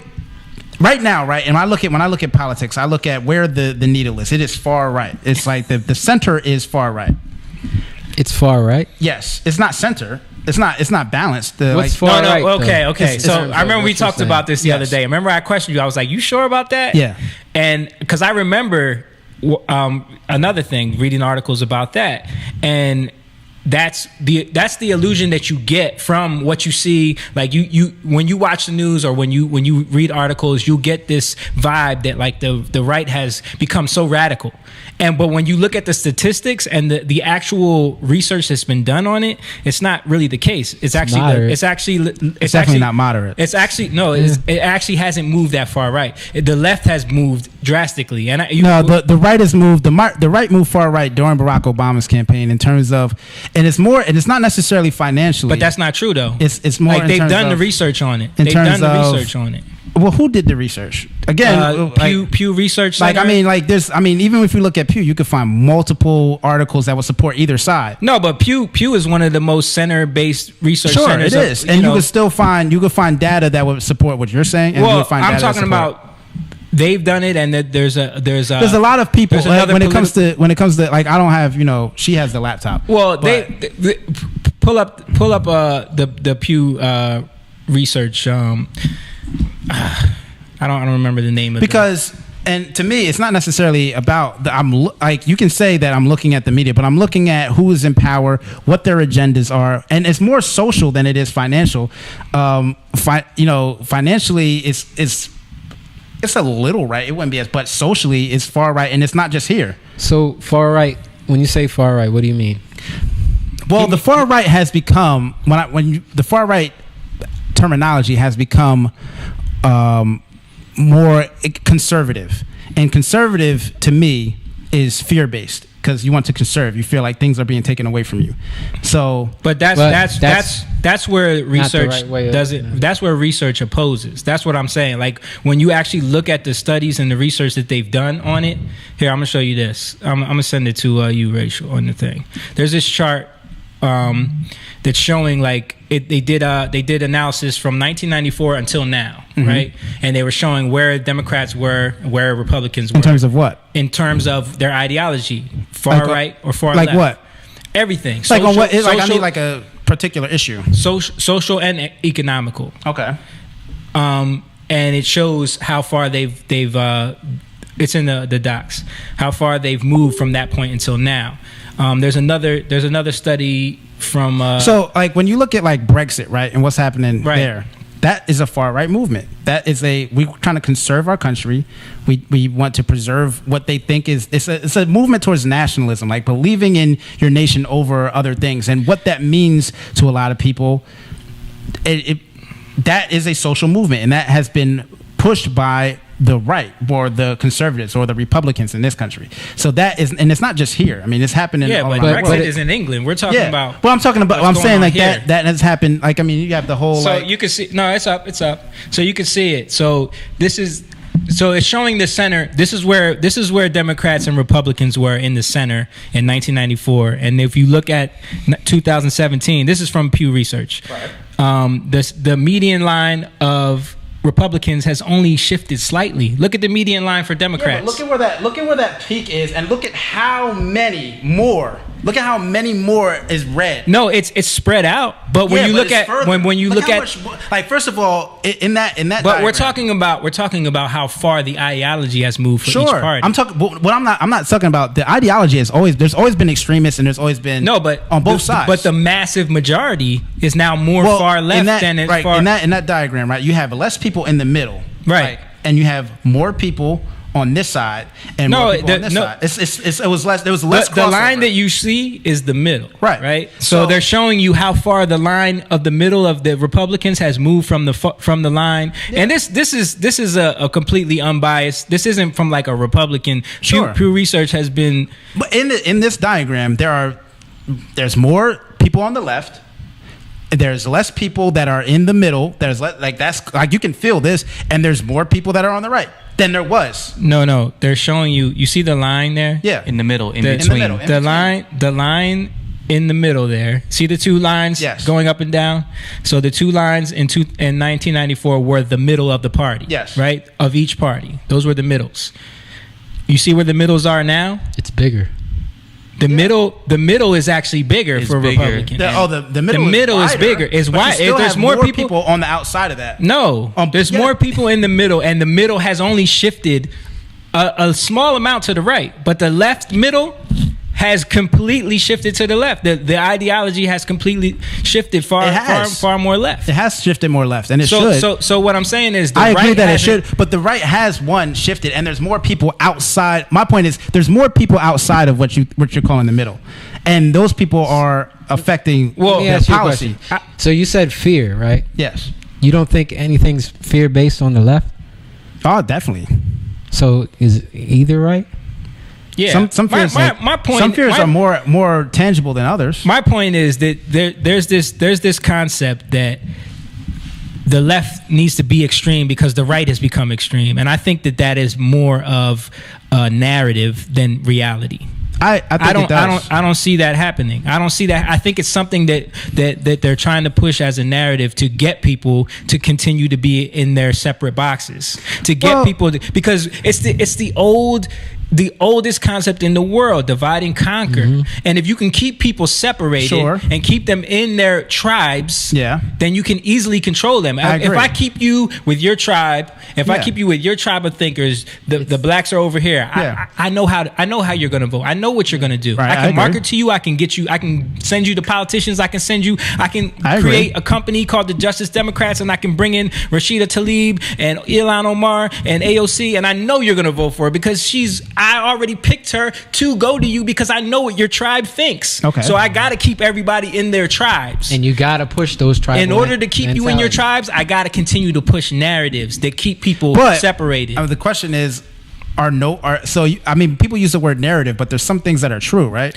Of course. So if a narrative is true, but what's true? But how do you know it's true? Well, this is the question. I'm just asking if a narrative is true, right? Like let's say that like we talked about the other day.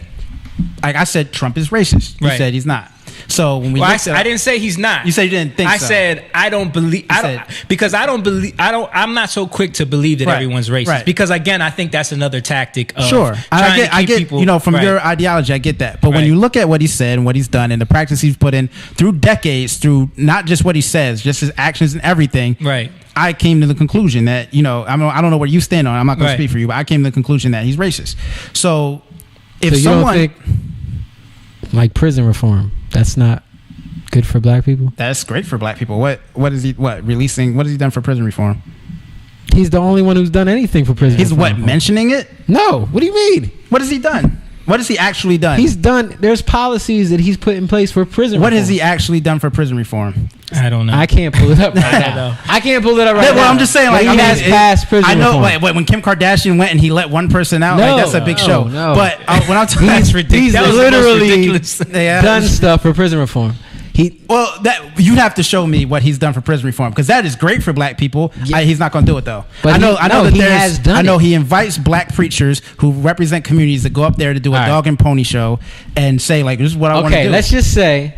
Okay, let's look at. Rachel has pulled something up. Yeah, pull it Trump's up. prison plan to release thousands of inmates. Okay, this is a plan. Has This is a plan. Has this been This is implemented? something he said. Can you see that he's it's been implementing that, but that's one part. There's another Because part to Trump it. is great at, you want to talk about somebody marketing? He's great at marketing. Oh yeah, he's great at saying stuff you want to hear. Listen, politicians lie. They Yeah. all do. Yeah. This is what they do. They need you to being a vote for them. politician? Sure. It's all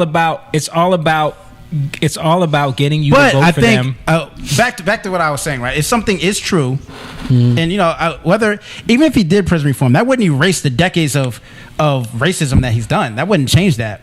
He would still be a racist to But me. see, that would okay. be. I just But think. let me. Go ahead, There's go a larger ahead. point. Go The ahead. larger Go to the point larger is, point. even if he is a racist, if we come to the conclusion that he is a racist, and somebody says on the left that Trump is racist, I don't want a racist president. That's not a narrative. That's a fact. If we come to that conclusion. Okay. Or another one. Here's a real one.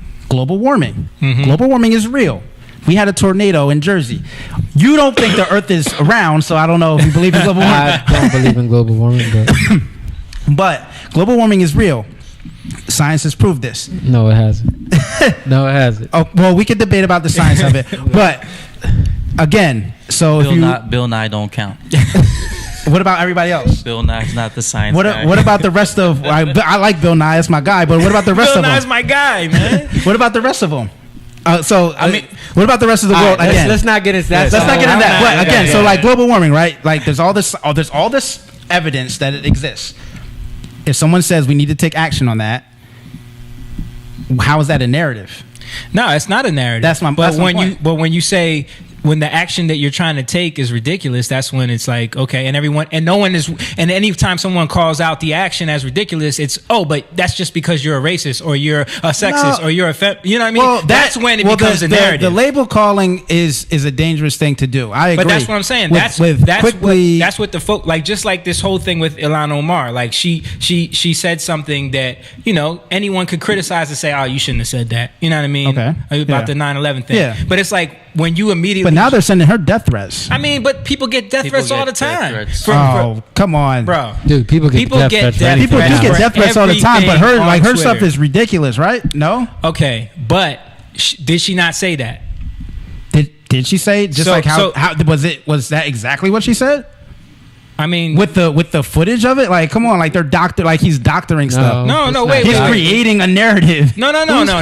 Trump tweeted a video. Wait. It's not Trump's video. It's not his video, but he tweeted it. But wait, so if you promote it, well, all he did was if I promote. Wait, hold on. All he did was tweet a video of what she actually said, mixed with what? With the footage from 9/11. Why?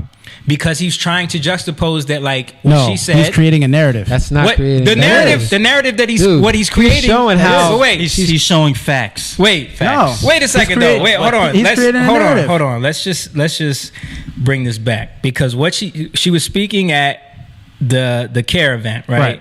Where she literally said that CARE was created because of 9/11, where they were trying to take away our civil liberties, right? Which was factually wrong already. Well, you said that earlier. What?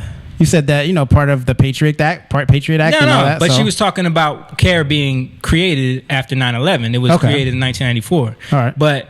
But I agree with that. Mm-hmm. I agree with what she's saying there. So this is but she's talking about Muslim civil liberties being taken away because people want to target Muslims because of what happened at 9/11. And then the way she said it was because somebody people did something. Right. And for someone to take offense to that and say, or how can you minimize? Just like she refused. Okay, well, and also just like your point about Trump is like when someone has a history of doing certain things, and she has a history of minimizing certain things, but then calling other things tragic situations again. So this will go back to me in my abilities, right? Not abilities, my mindset.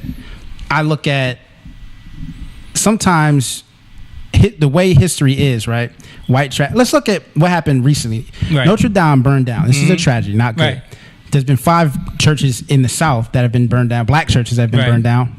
No coverage. But so I mean, Notre Dame is way more historical, though. I get you. Okay, so my point is, right, is if I were to say, like, I would rather see the U.S. spend money to rebuild these churches than to spend money on Notre Dame. Right. I agree with you. Just like I agree. So, but am I minimizing that? But no. But what or I'm if I were to say, you're talking. If I were to say, and this is, I don't even know if I want to say this. You're talking about someone who is a part of the U.S. Congress, right? Who is minimizing one of the biggest, probably the biggest terrorist attack that's ever happened on U.S. soil. I have to say this. Right? About all politicians, Trump changed the game. He changed the game in terms of facts. Okay, but in terms of you're moving the. All I'm trying to say. I'm not moving the knee. Like, this goes back to what I was saying about AOC. Look. This is all I'm saying.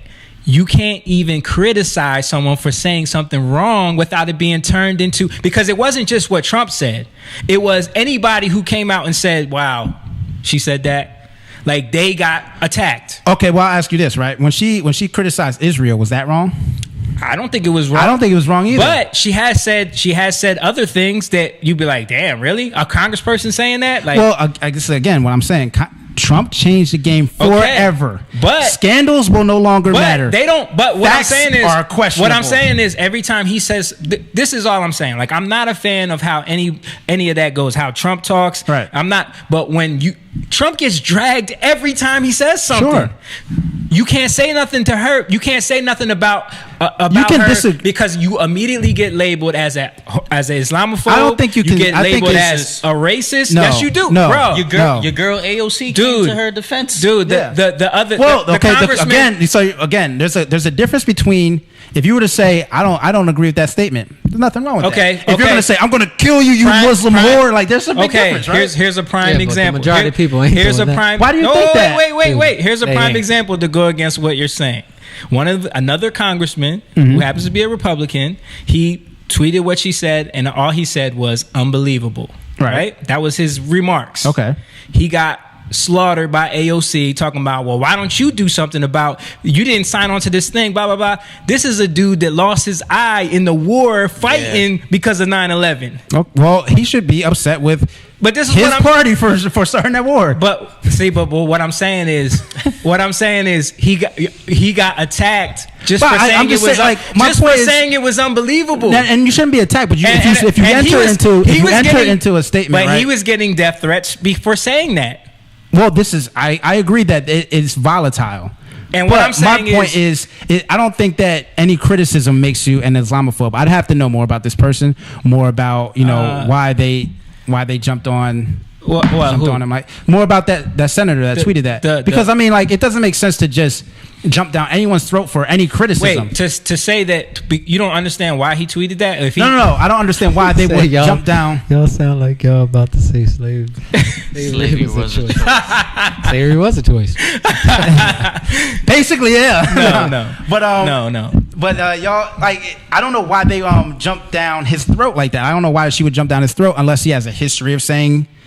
A history of, like, if that one tweet is all he ever did, which I'm sure it's not. He got elected the same time as her to Congress. Okay, so but that doesn't mean he hasn't done other things or said other things. I mean, I don't know. All I know is if you single out without context, right? That tweet does not require death threats or that response, because you can criticize an idea. You should be able to criticize an idea of, like, I should be able to talk about someone's ideas, no matter who they are or what their status is, whether they're black, white, whether they believe in Islam or Christianity, or whether they are on any spectrum of the LGBTQ. Like, if you have a thought, I can criticize that, and that does not necessarily mean I am talking about. Is that your mom, Sharon Ingram? Yes, that's my mom. She said it sounds like Fox News program.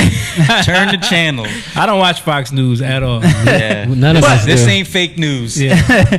But what I was saying is, we're just about not being programmed by either side. Yeah. We're trying to get the truth. That's the bottom line. Turn CNN and MSNBC off. So where do you get your news? This is the question. Well, you see the articles I pull up. I try to cross-reference all different things and then try to get to the truth and get to the actual sources of things, like I was telling you before. Yeah. But it's still, I mean, so like with this tweet, right? You need context. I can't say that, if she jumped down his throat like that would be wrong. But if there's other things he said, if he has a history of saying, then that would be different. So I don't know who he is, so I can't tell you. I think it's just, man, like you can't criticize. Now, I do agree with that whole criticism thing. I think that we're in a dangerous place where anytime you say anything, someone's going to be offended. I was saying it the other day. Your girl said, I'm sorry to cut you off. Your girl said, what did she say? Speech is it's hate speech and it's inciting violence. AOC. Because he said that, he tweeted that. That's not hate speech. Yeah. But I'm worried about the concept of I hate the word PC or politically correct. Like that's not what I'm saying. But you have to be able to have honest conversation and not feel fear for speaking what's on your mind. At the same time, I also do know that there are people out there that do hateful things. They say things just out of pure hatred. They come from a place of not well intentions. They're not interested in having any conversation. Yeah. And I think all the policing is being done for a minority of people that do that, because they're oftentimes the loudest. Like, so the people that because that stands out on the right. On both sides. I mean, if anyone's sending a death threat over a tweet, is way too extreme for me. It's a tweet. In terms of Twitter, Facebook, the censoring is more to the right. And again, if you look at hate crime data, there would be more. There's more on the right. Well, I mean, hate crime data is kind of a joke. Data is never a joke, but I mean, you can say it's a joke skewed. In terms of you can say it's very skewed, but at the same time, if you're going based on that information, if that's what you're making your decisions off of, then that's where it would come from. Yeah, and even on the far right, like if you look at Reddit threads, most of the hate comes from. But again, you're looking at a small majority that make the loudest noise. It's just like on Twitter. It makes a lot of noise. Twitter, New York Times just did an article about how Twitter will make you believe that Democrats are completely all extreme, right? Yeah, but that voice on Twitter is actually a small minority. Yes, of the extremists are always the loudest because that's where they're coming from. Right. So I that's what I'm saying. Like when we start policing language, is to monitor the minority of people, whether it's on the right or the left. But that's the problem. You can't. Unless it's not no AOC inciting violence. I mean, literally inciting violence, where you're talking about killing people. There are some people that, and this is what I'm saying. So there's some people that do that. There are some people that are serious about threats. There's some people that have had a history of, like a lot of times, unfortunately, with the mass shootings, those people have been online saying things that someone should have took more serious. That's the problem. And that's where that policing comes from. So now people are like, let's not use that language. But that doesn't really, in my mind, that doesn't change how people feel. They're just not expressing how they feel. If I say, I agree too. But it just goes like, where do you draw, in terms of like policy, where do you draw the line? You know what I mean? Yeah, and that's where a lot of times people. I don't have. I have thicker skin. Another thing, like I get again, like I said about like the narrative being pushed, because like you were mentioning hate crimes being on the rise, right? And I was telling you before about how also fake hate crimes are also on the rise too, because a lot of them are turning out to be hoaxes. And also, I wouldn't say a lot, but there are some, because there's been a lot. There's been like 400 now. Police body cam. No. There's been like 400 now. There's a website that. No, I would definitely say that hate crimes are on the rise. But also, my point is, there's also the standard of what makes a hate crime has been totally widened now. So now they're being reported more as hate crimes frequently. More than there's a lot of things that happen at the same time, right? So you have a lot of different groups that are trying to claim their sovereignty and make sure that they are represented and have a voice.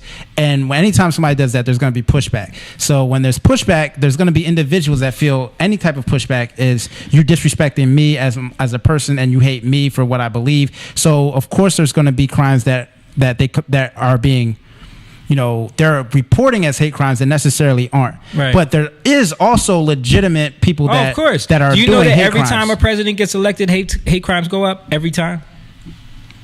Every time. Yeah, but still, No, this it's one's been a statistically little bit different. It actually hasn't. No. They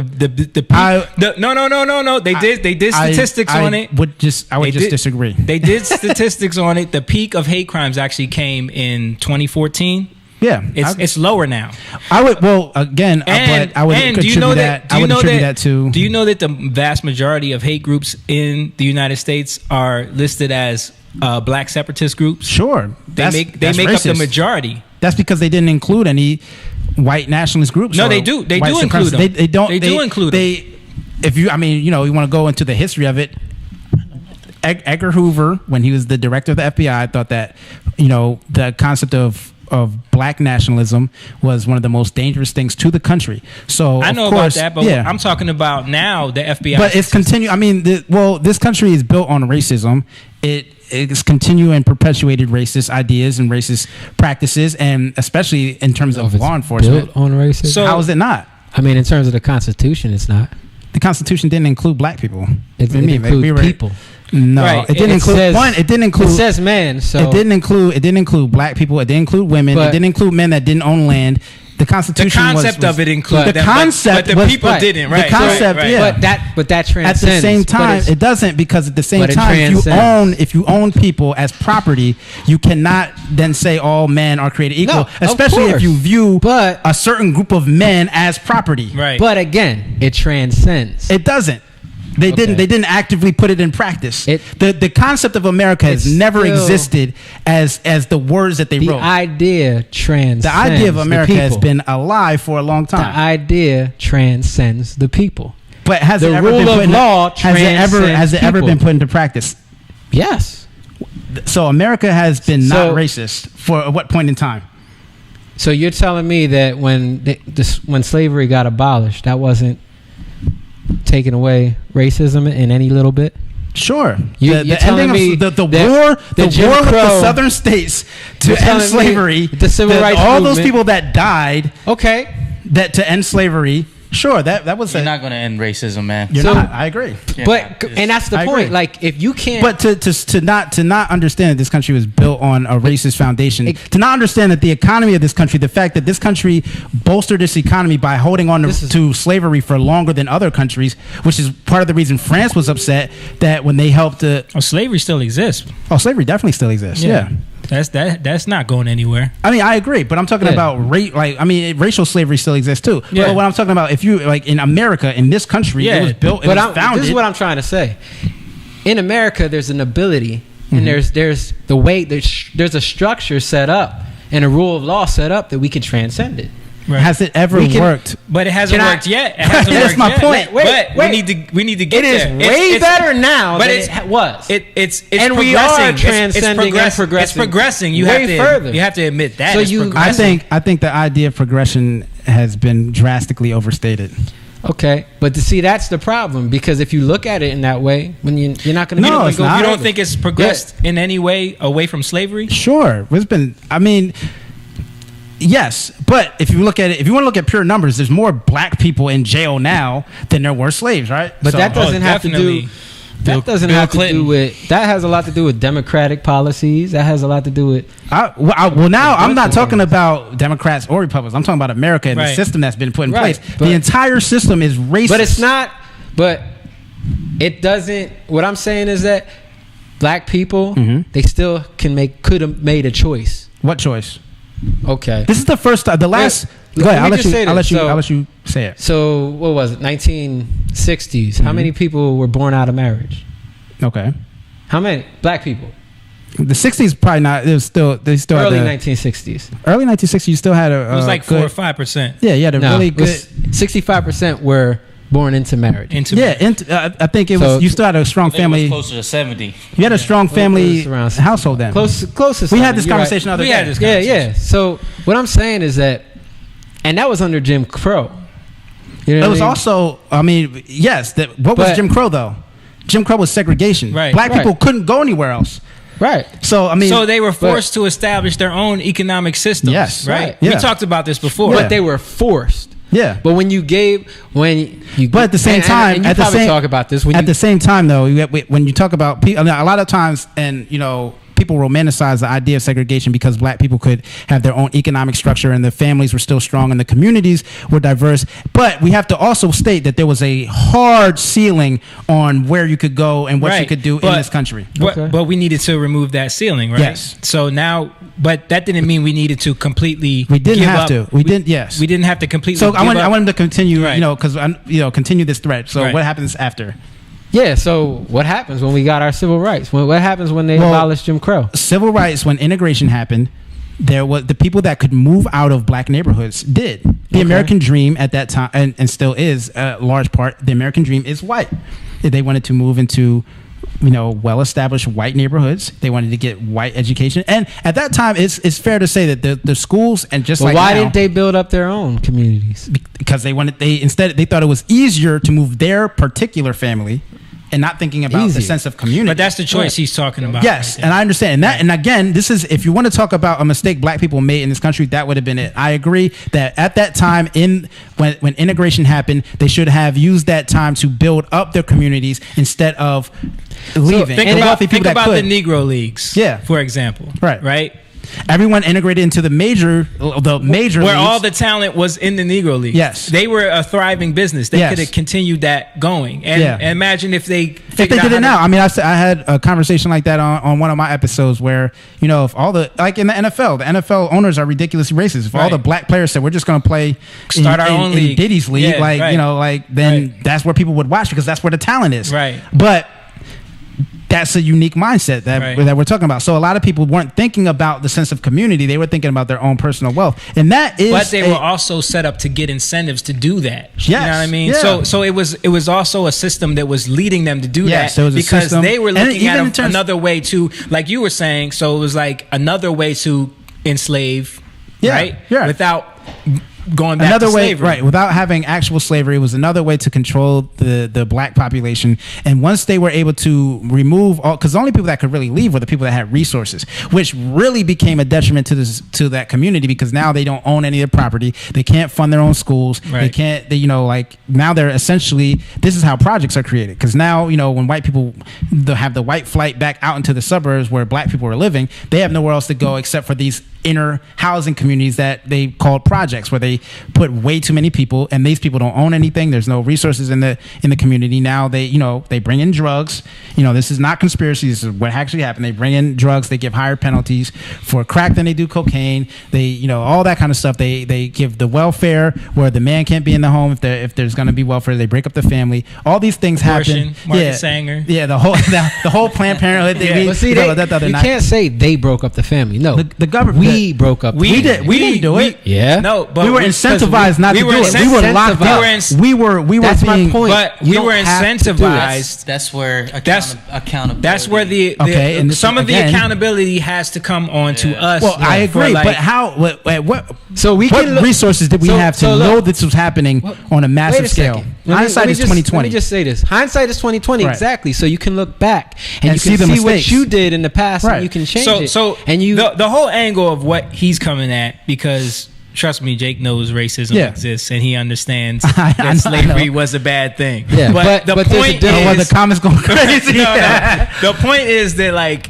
it's the victim mentality that we try to stay away from, because all that does is sit you in a place of I have no options anyway. And if that is your ceiling, and if, like, there's so many people that everything they look at will be racist. Everything that will be their ceiling. That will be their rule that they judge the world based on. Hold on, let me talk, because that's a problem. If you're looking at anything, like, it's just like racial bias, any kind of bias, like bigotry, like, if, especially like with a lot of these young college students, like, that's what they're taught. They're taught to look at the world in this way and judge the world in that way, and then it exists, but it exists for everybody, and that exists in everything. But it doesn't. It doesn't exist for if you're.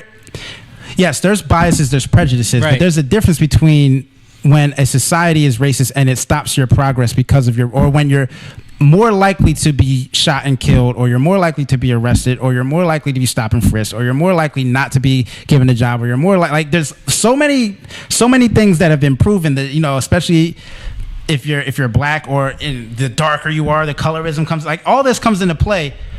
So I think it's unwise to not talk about this. Now, I don't agree with the victim mentality. I think, and I talk about this all the time, there's a duality in the conversation. When I talk to white people, I'm trying to tell them, like, this is why the situation is like this. Here's the reasons why. You know, it's not that black people are lazy. It's not that black people don't want to have success. It's not that black people don't care or are more inherently violent or any of these things.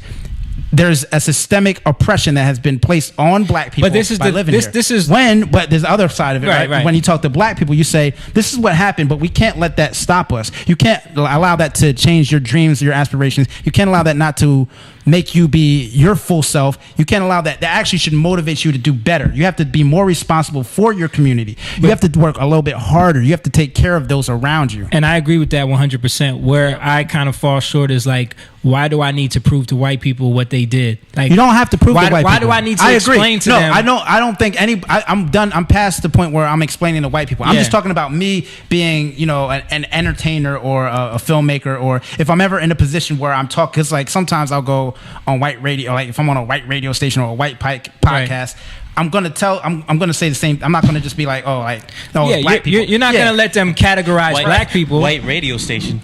Right.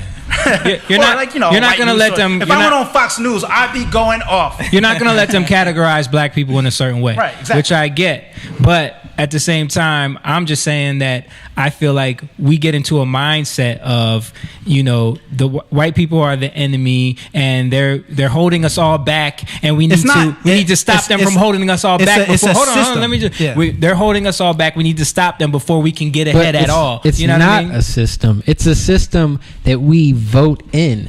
Like it's not. It's not a system.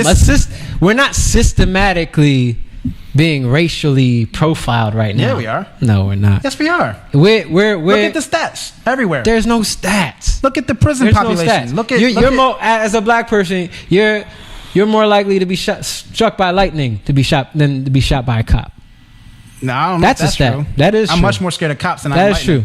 But maybe that's the problem. But why? That's the problem. Personally, I'm not scared of cops. Like if you look at, I believe in demanding respect as a man. Like I'm not going to try to, you know, chump a cop or nothing. I'm going to talk to them as I would talk to anybody else with respect, and I demand that back. But I'm much more afraid that they are not going to respond that way. Well, that's the problem. Because there's so many instances that has happened. And to me, in my life, there is cops that are totally obsessed with using force that they don't need to use. But it isn't factually true that more black people are shot than anyone else. There's less black people though. Yeah, I know, but it's the percentage. It's the rate at which it happens. People say it's the rate, but it's also black people commit more of the rate of crime. Also, no, I don't agree with that. They don't. Okay, commit so more. you don't agree. No, with I don't agree with that. Well, because you have to. No, because you have to look at if they commit more or they're the judge. The number. Wait, hold on. The number one. The prison system is completely. No, I'm just talking about when you look at murder rates, when you look at weapons charges amongst black people, when you look at to counter that, if you want to use just strictly data to counter that point, black people are also exonerated at a much higher rate 20-35 years later after their whole life is gone. You're right. That happens much more frequently. You're right. But so what does that mean? This is from a more racist time in our community. I'm talking about, and that's what I'm talking. That's what I mean. The racism has not gone anywhere. If you're gonna, there's just as many racists now as there were. If you're gonna create crimes at a disproportionate amount, you're gonna. So have you think those black people are more likely to commit crime? No, what we're saying is that that's what he just said. The numbers are that, like you said, it's 13% of the population. You know what I mean? If you look at the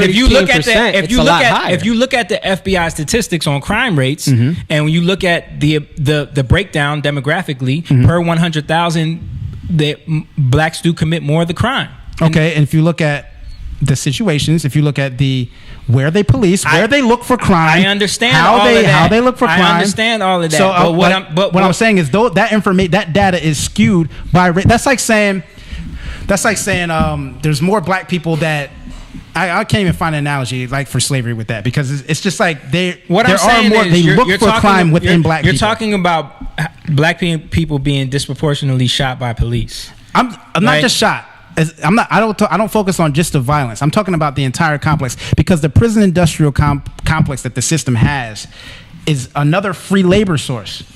Of course. It's designed to create free labor, and they're still using black people. Privatized prisons are a huge problem. So they disproportionately lock up, particularly young black men, but all people. So you don't of think color. they have anything to do with that themselves? You don't The think majority of you people don't- locked up. The amount of shootings going on. Yeah, the amount of sure. shootings So going then on. what you are we don't- you don't- talking about? You don't think this is what we're saying? Like, you're not putting any accountability. Committing the crime. You're not. Some people, You're not. but You're not assuming that putting. people are committing crimes. But wait. What You're about not, people that don't? You're But not they- putting any accountability, dude. How many murders have there been in Chicago in this year alone? That's a lot of murder. Dude, you know how many times this people... is what we're saying. Like, you're you know not how many putting any times... No, I am. accountability. Like, this is all we're saying. Like, everyone needs to stop. Everyone in this world needs to stop looking at what others are doing and start saying, "What am I doing?" You're missing the entire point of what I'm saying. I would say that I've been to Stop the Violence, Stop the Guns, Stop Killing. I've filmed all those rallies. I've done a whole bunch of media coverage, videos. I've been at all those marches in Philly when they have them. Right.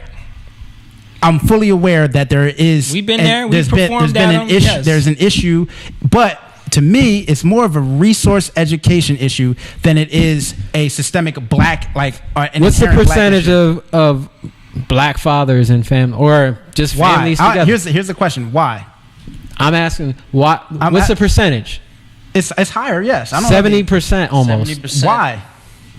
Why? Because Well, we were talking about. Wait. So- what we were talking about, So- it was incentivized. yeah, but I'm not even. It was incentivized, and of course you can see from the 1960s, and then all of a sudden, Yeah. not just prison. No, it's a part of it. Not just prison. It's about black men in the families. Sure. It's about But black why? men in the households because of Like, my question to you because is, of because of why? Because of welfare. Some of it has to do. Why? But Okay, some- that's but- the reason. but, but- that was us. But you No, can't. But not you all the can't. time. That You wasn't can't us. just say. You can't just say why because this system existed. Yeah. No, it's not there's just also, that. There's There's a great- also just that. choices that people made. There's a lot of factors. Part of it is the system. Right. And part of it is the choices. Part of it is the choices, but part of the reason people make choice. And again, this comes back to my fundamental belief that most people are not designed. Most people cannot look past their own immediate needs. They Most people are stupid. yes, most people are stupid. Like that, But you don't believe that most black people are stupid, though. I think that everybody is stupid.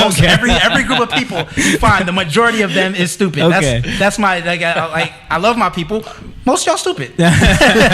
So when you put this system, when there is a system in place to oppress people, Right. and you limit the resources, there's gonna be higher crime rates. When you put people in a project where there's 20 people on a floor with 5 rooms, there's not enough food. But When there's no job opportunities. We don't didn't own our get- community. It didn't just magically happen. Yeah, because there are those communities in low income white places too, but the murder rates aren't the same.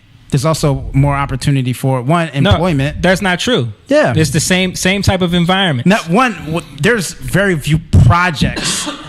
Not project, Right. But there's trailer park Trailer homes. parks, yeah. Trailer There's- park is different than a project. But it's still a bunch of people jammed into a small community Sure. where they're highly impoverished. The drug rates are way Drug rate higher. is way higher. Yeah. But Yeah. and the robbery rates are higher. Right. But the murder rates are lower. Yeah. So there's a difference. Sure. You know what I mean? There's a difference. And all we're saying is that, dude, it's obvious that that slavery was a huge problem. It's still the effects of it are still here. Right. But we need to go back and think, where did we go wrong with the choices that we made? The choices that we made, and how can we fix that? How do we fix it? How can we fix that? That's my and we whole can't project. fix it by focusing on. You don't focus.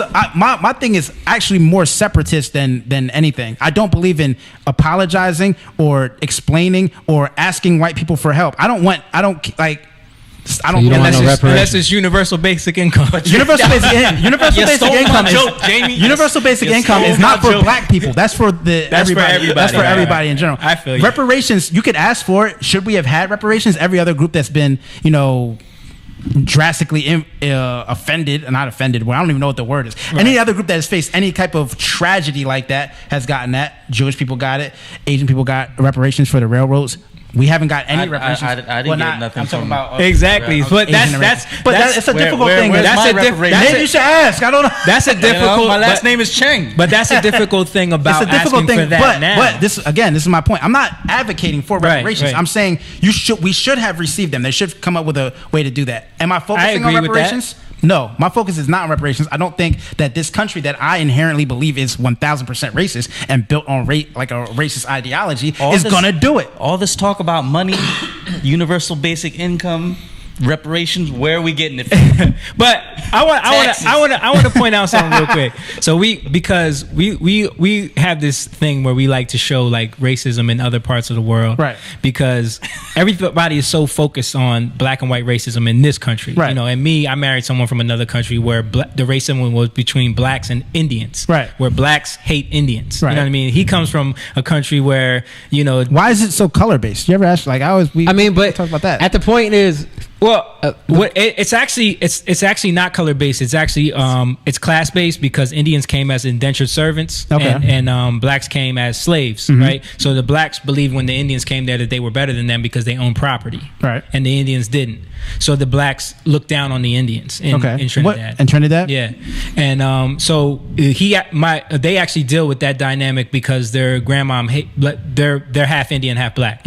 So their grandmom on their dad's side never liked their mother and really never had a relationship. Again, a lot of that colorism stuff. Like if you look at the Dominican Republic and Haiti, right? Like it's the same island. It's a bit of intermixing, and it's basically which colonizing country owned which half. Right. Is essentially the difference. But you know, they don't like each other. Right. Like there's ridiculous. And Puerto Ricans don't like each other. Yeah. Exactly. And that to me is ridiculous. But like but that's more cultural. The point I want to get and they don't think they're black. The point I want to get to they don't identify with the Afro, like they're you're basically the point. They don't listen. They don't want to do that. The point I want to get to is people like them and people who like.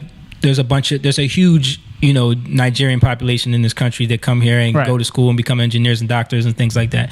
And someone like you who came from Cambodia, like they don't come under that oppressed mindset. Like Harry Belafonte, same thing. He mentioned that. He talked about that. Sidney Poitier did that too. And they come in, and because they're not affected by that already a victim mentality, they don't necessarily get ruled by it. Yes, but again, it comes back to my theory that, you know, the people that are coming here that have the desire to set up themselves to come to America to get an education to pursue it, they're extraordinary. Yes, these are extraordinary people. They're not stupid. Yeah, these are. people. His mom is definitely extraordinary. This is what I'm saying. The way she got out of slavery. It's funny though, because then you go a couple generations in, and they become unextraordinary again. Yeah. I don't know if that's true. Yeah.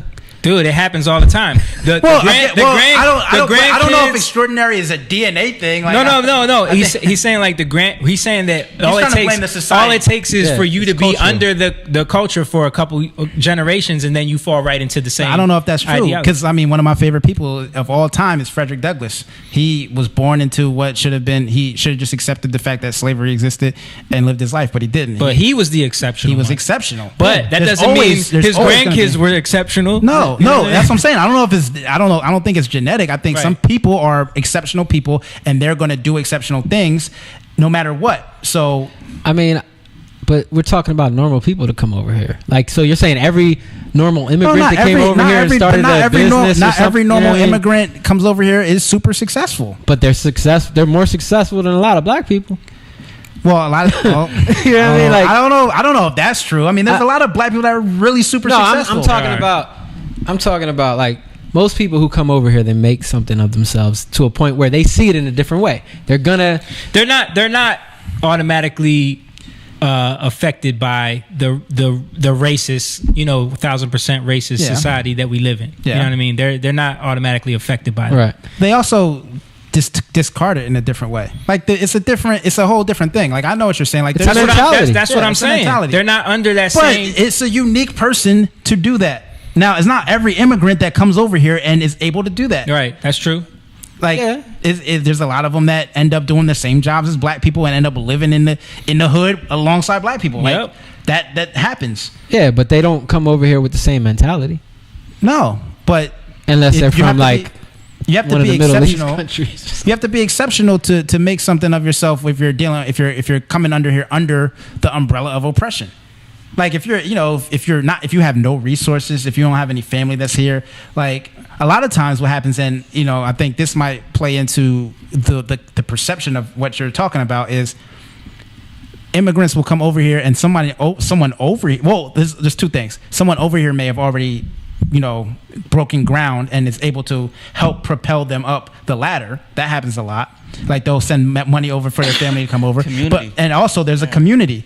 Like, if there is there's communities of people that own businesses I always say it's not necessarily racist to hire someone that looks like your own. That's just intrinsic human nature. Problem is black people don't own enough businesses to hire ourselves, so we're always going to other types of people to hire us, and now we're competing against their race instead of us owning a community. This is what I'm saying. I'm more separatist. I'm more about building a black community where we don't have to rely on a white economic structure, where we have a black economy, where we keep the dollar in our community. Our dollar in the community is the shortest. It doesn't make any. It's not even a day. Right. Like these are the things that I'm fighting for. I think that we need a black economy, a strong black economy, because that's where most of the power comes from. Like if you want to talk about real power structure, but if you're looking at immigrant success, like they can go find a job, they can get set up, they might be able to find a place to stay. It's going to be it's harder if you're already in this system as a black person. You're starting under the 8 ball. You might be 12 and already be in debt because they put the light bill in your name. Like like there's a lot of dude. That's real. Like there's things that happen like that you're not even aware of. So, but that doesn't mean you can't. That doesn't mean you can't. Right. No, and it doesn't mean you shouldn't. And it doesn't mean you should be defeated. Everyone that does come here, because I'm speaking from my family, for example, they don't come up here under them circumstances where someone helps them out. No, they come don't. here and There's they find a way to do it. They find a way to grind. And that's they do exceptional. It. Right. If you can make the American dream work for you, I think you're an exceptional person. Like that. That's just how I feel about it. And a lot of times, people. I think the people that do that, right? Like Jack Ma, right? He was in China and he was talking about. They should extend the work hours to 12 hours a day, 6 days a week. And his mindset is, if you like what you do, it's not work. He's talking about himself. Right. Like exceptional people. It's the reason great basketball players don't make great coaches. Because everybody can. Michael Jordan he would be a terrible coach. He's going to tell people to do stuff they can't do. Exceptional people expect people to be exceptional. That's why average basketball players make good coaches, because they can tell, and if you're doing something exceptional, they'll let you do it, but they can't. They'll tell everybody else to do regular stuff. Yeah, but sometimes that's not necessarily true. Sometimes I watch soccer, and then it's a whole nother. Soccer's a whole different game. But also, you have a lot of amazing players that are great coaches. Because soccer requires more team. You can't dominate. Like basketball, one player will die. That's why I use basketball as an example. Okay. Like you can be one player and affect the entire game on both sides of the ball. And if you like Kobe holds everybody to that standard. That's why he's difficult to play with, because even at the pro level, but he's pushing people further than they might be capable. Sure. Might have pushed themselves. If you're capable, if you're willing to accept that, then you could get better. And is that a bad thing or a good thing? Not always. It's not always a bad thing. I think it's a good thing. I'm much more like Kobe on the court than I am like LeBron. They always say you should keep people around you that are 10 times better than you and everything, because it's going to do is make you better. And if you're always the best one in the room at everything, you're never getting better. You're never getting better, and you need to change the room you're in. I know but these are exceptional ideas. Right. These are for people that like. Everybody in the NBA is an exceptional basketball player. I don't care. Like I hate when I watch people talk about somebody's a bum and they're in the league because you can't beat them. Yeah. Like 90% of you won't hang on the court. So right. I hate when people do that. All these people are exceptional. Even within that hierarchy, there are other people that are more exceptional, and they might hold you to a higher standard, and that might make you better, but that also might break you. But these and that's who we are. We're holding people to a higher standard. Well, that's fine. You can hold it. Like you should hold the people. You should hold the people around you at a higher standard. Everyone. I'm holding everybody to a higher standard. Let's all be better. Well, I agree with that. I can get down with that. Yeah. Okay.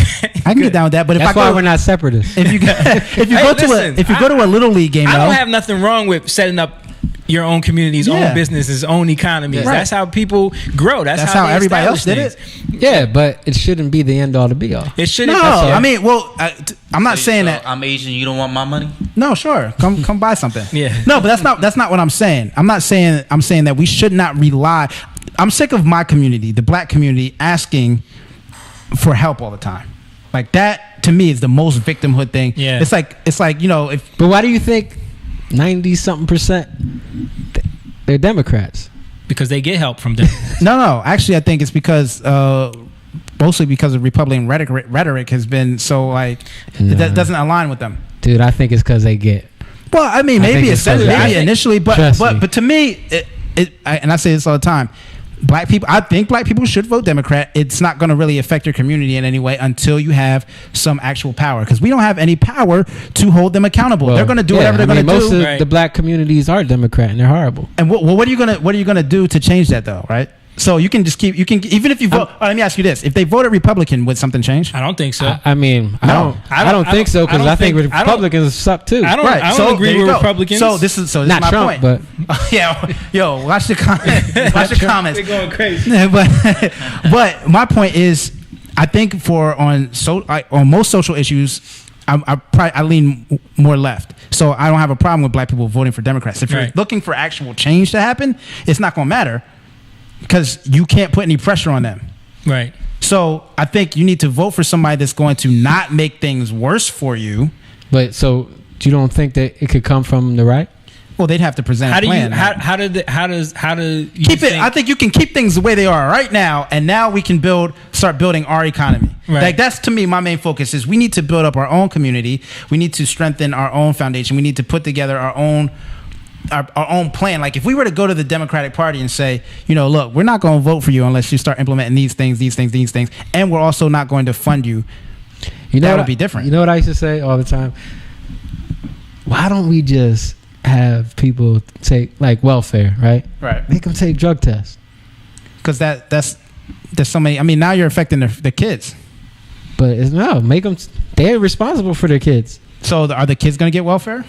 No. Like if you're 10 years old and your dad does drugs and you're relying on him to get food, make him take drug tests. And now because he does, like he can't. And it's mostly weed that people going to be smoking. Well, weed should be legal, but it's not.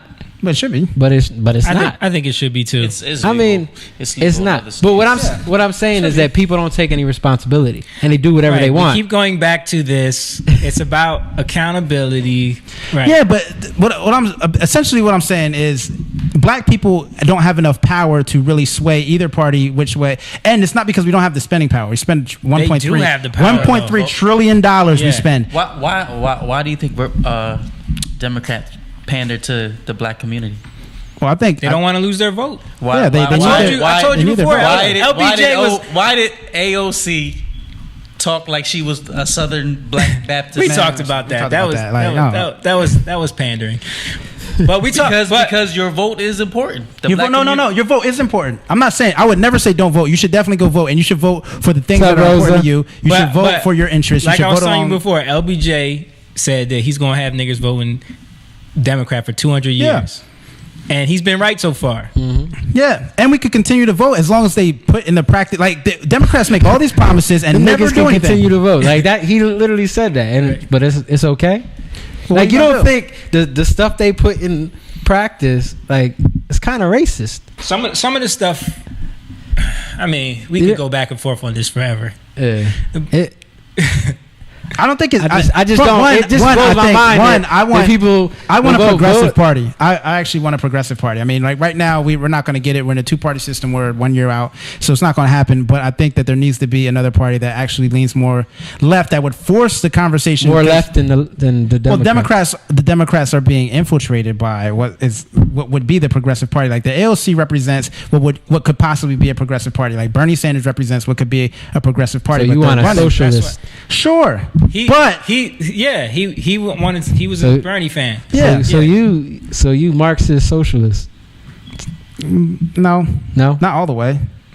I mean, if you're talking about some social policies. Yeah, social policies. Social universal policies, but not necessarily. I think capitalism can work if it's as long as it's not being, as long as it's not controlling the politics. Right now, the problem is there's too much money in politics. If you have enough wealth, you can basically buy. Yeah, lobbying is ridiculous. So I mean that kind of disqualifies what democracy is, and so that's the issue I have. So I mean, but I do think there again, this goes back to I think more people need help. I believe in a lot of social policies, socialist ideas in terms of, just social structures, but not necessarily. I'm not Marxist. I don't take it that far. I think Bernie is.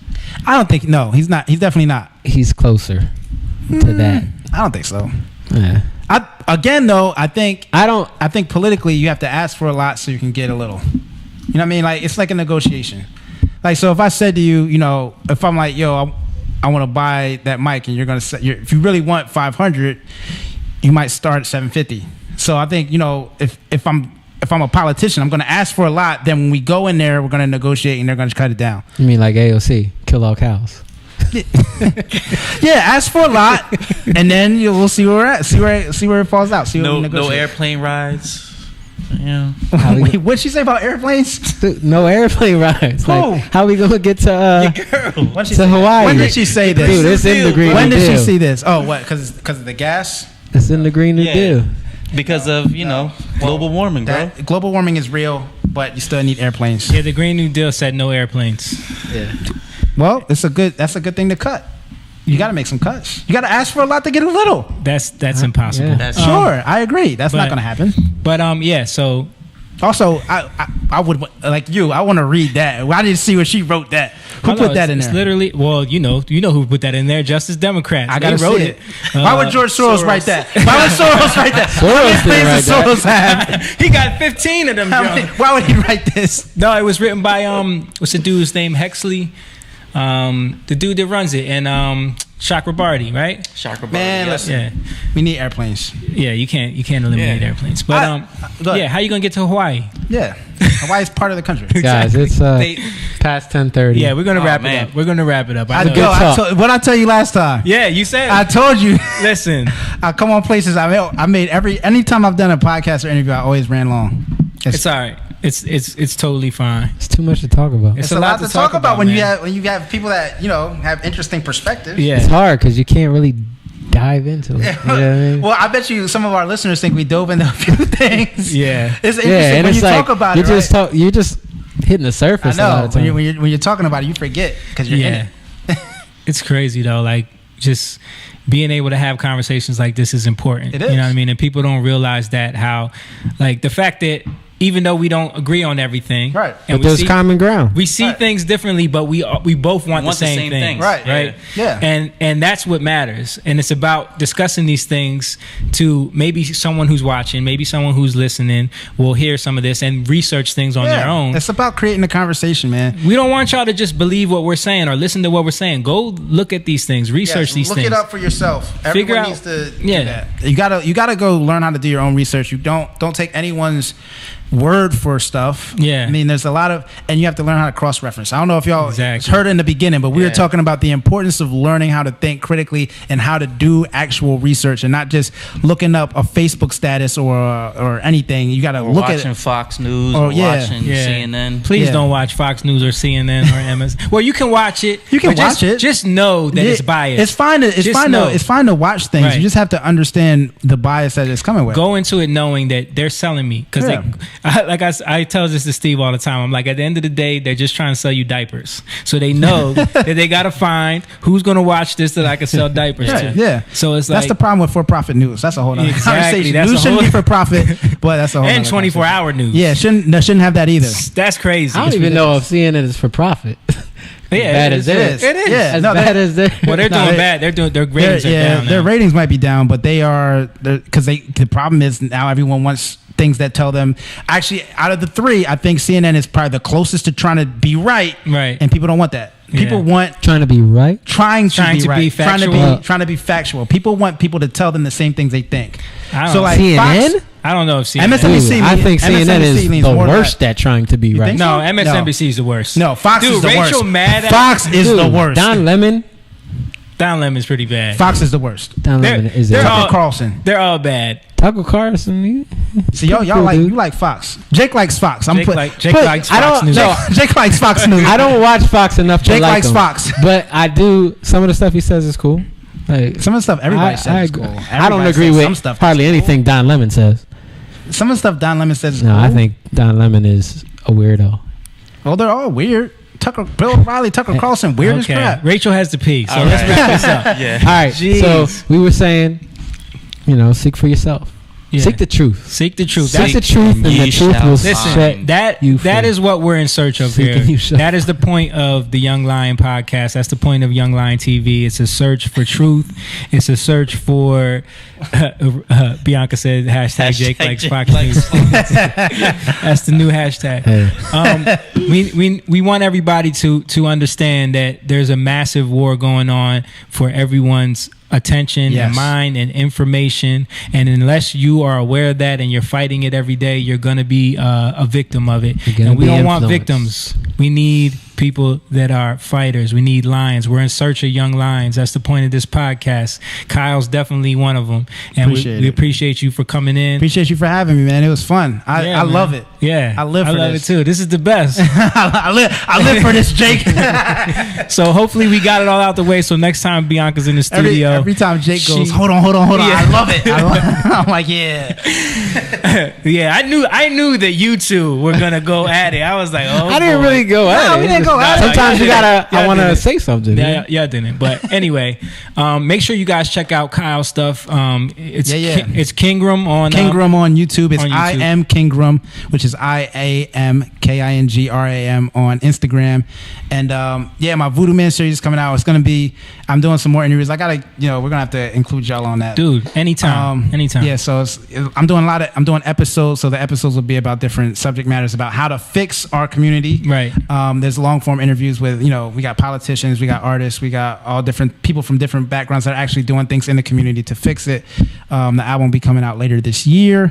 I got a whole bunch of stuff. So make sure you subscribe to my YouTube channel and follow me on Instagram and all that kind of stuff. And check out his sister, who's been watching the whole time. Yes. she is a great person. She's a great artist, and she's dope. Her name's Bianca Ingram, and you can check her out on Instagram. Who is Bianca? Bianca. Yeah, at Who is Bianca. And does she have a Facebook page? Yeah, her Facebook page is also at Who is Bianca. You could also search Bianca Ingram, either or. Yeah, and check out the Yes video. Make sure she got you way give more her- foll's than me. She popping. She got a lot of followers. She up there. So she might pop up before I do. If you search me, she might pop up. I don't know if I'm joking or not.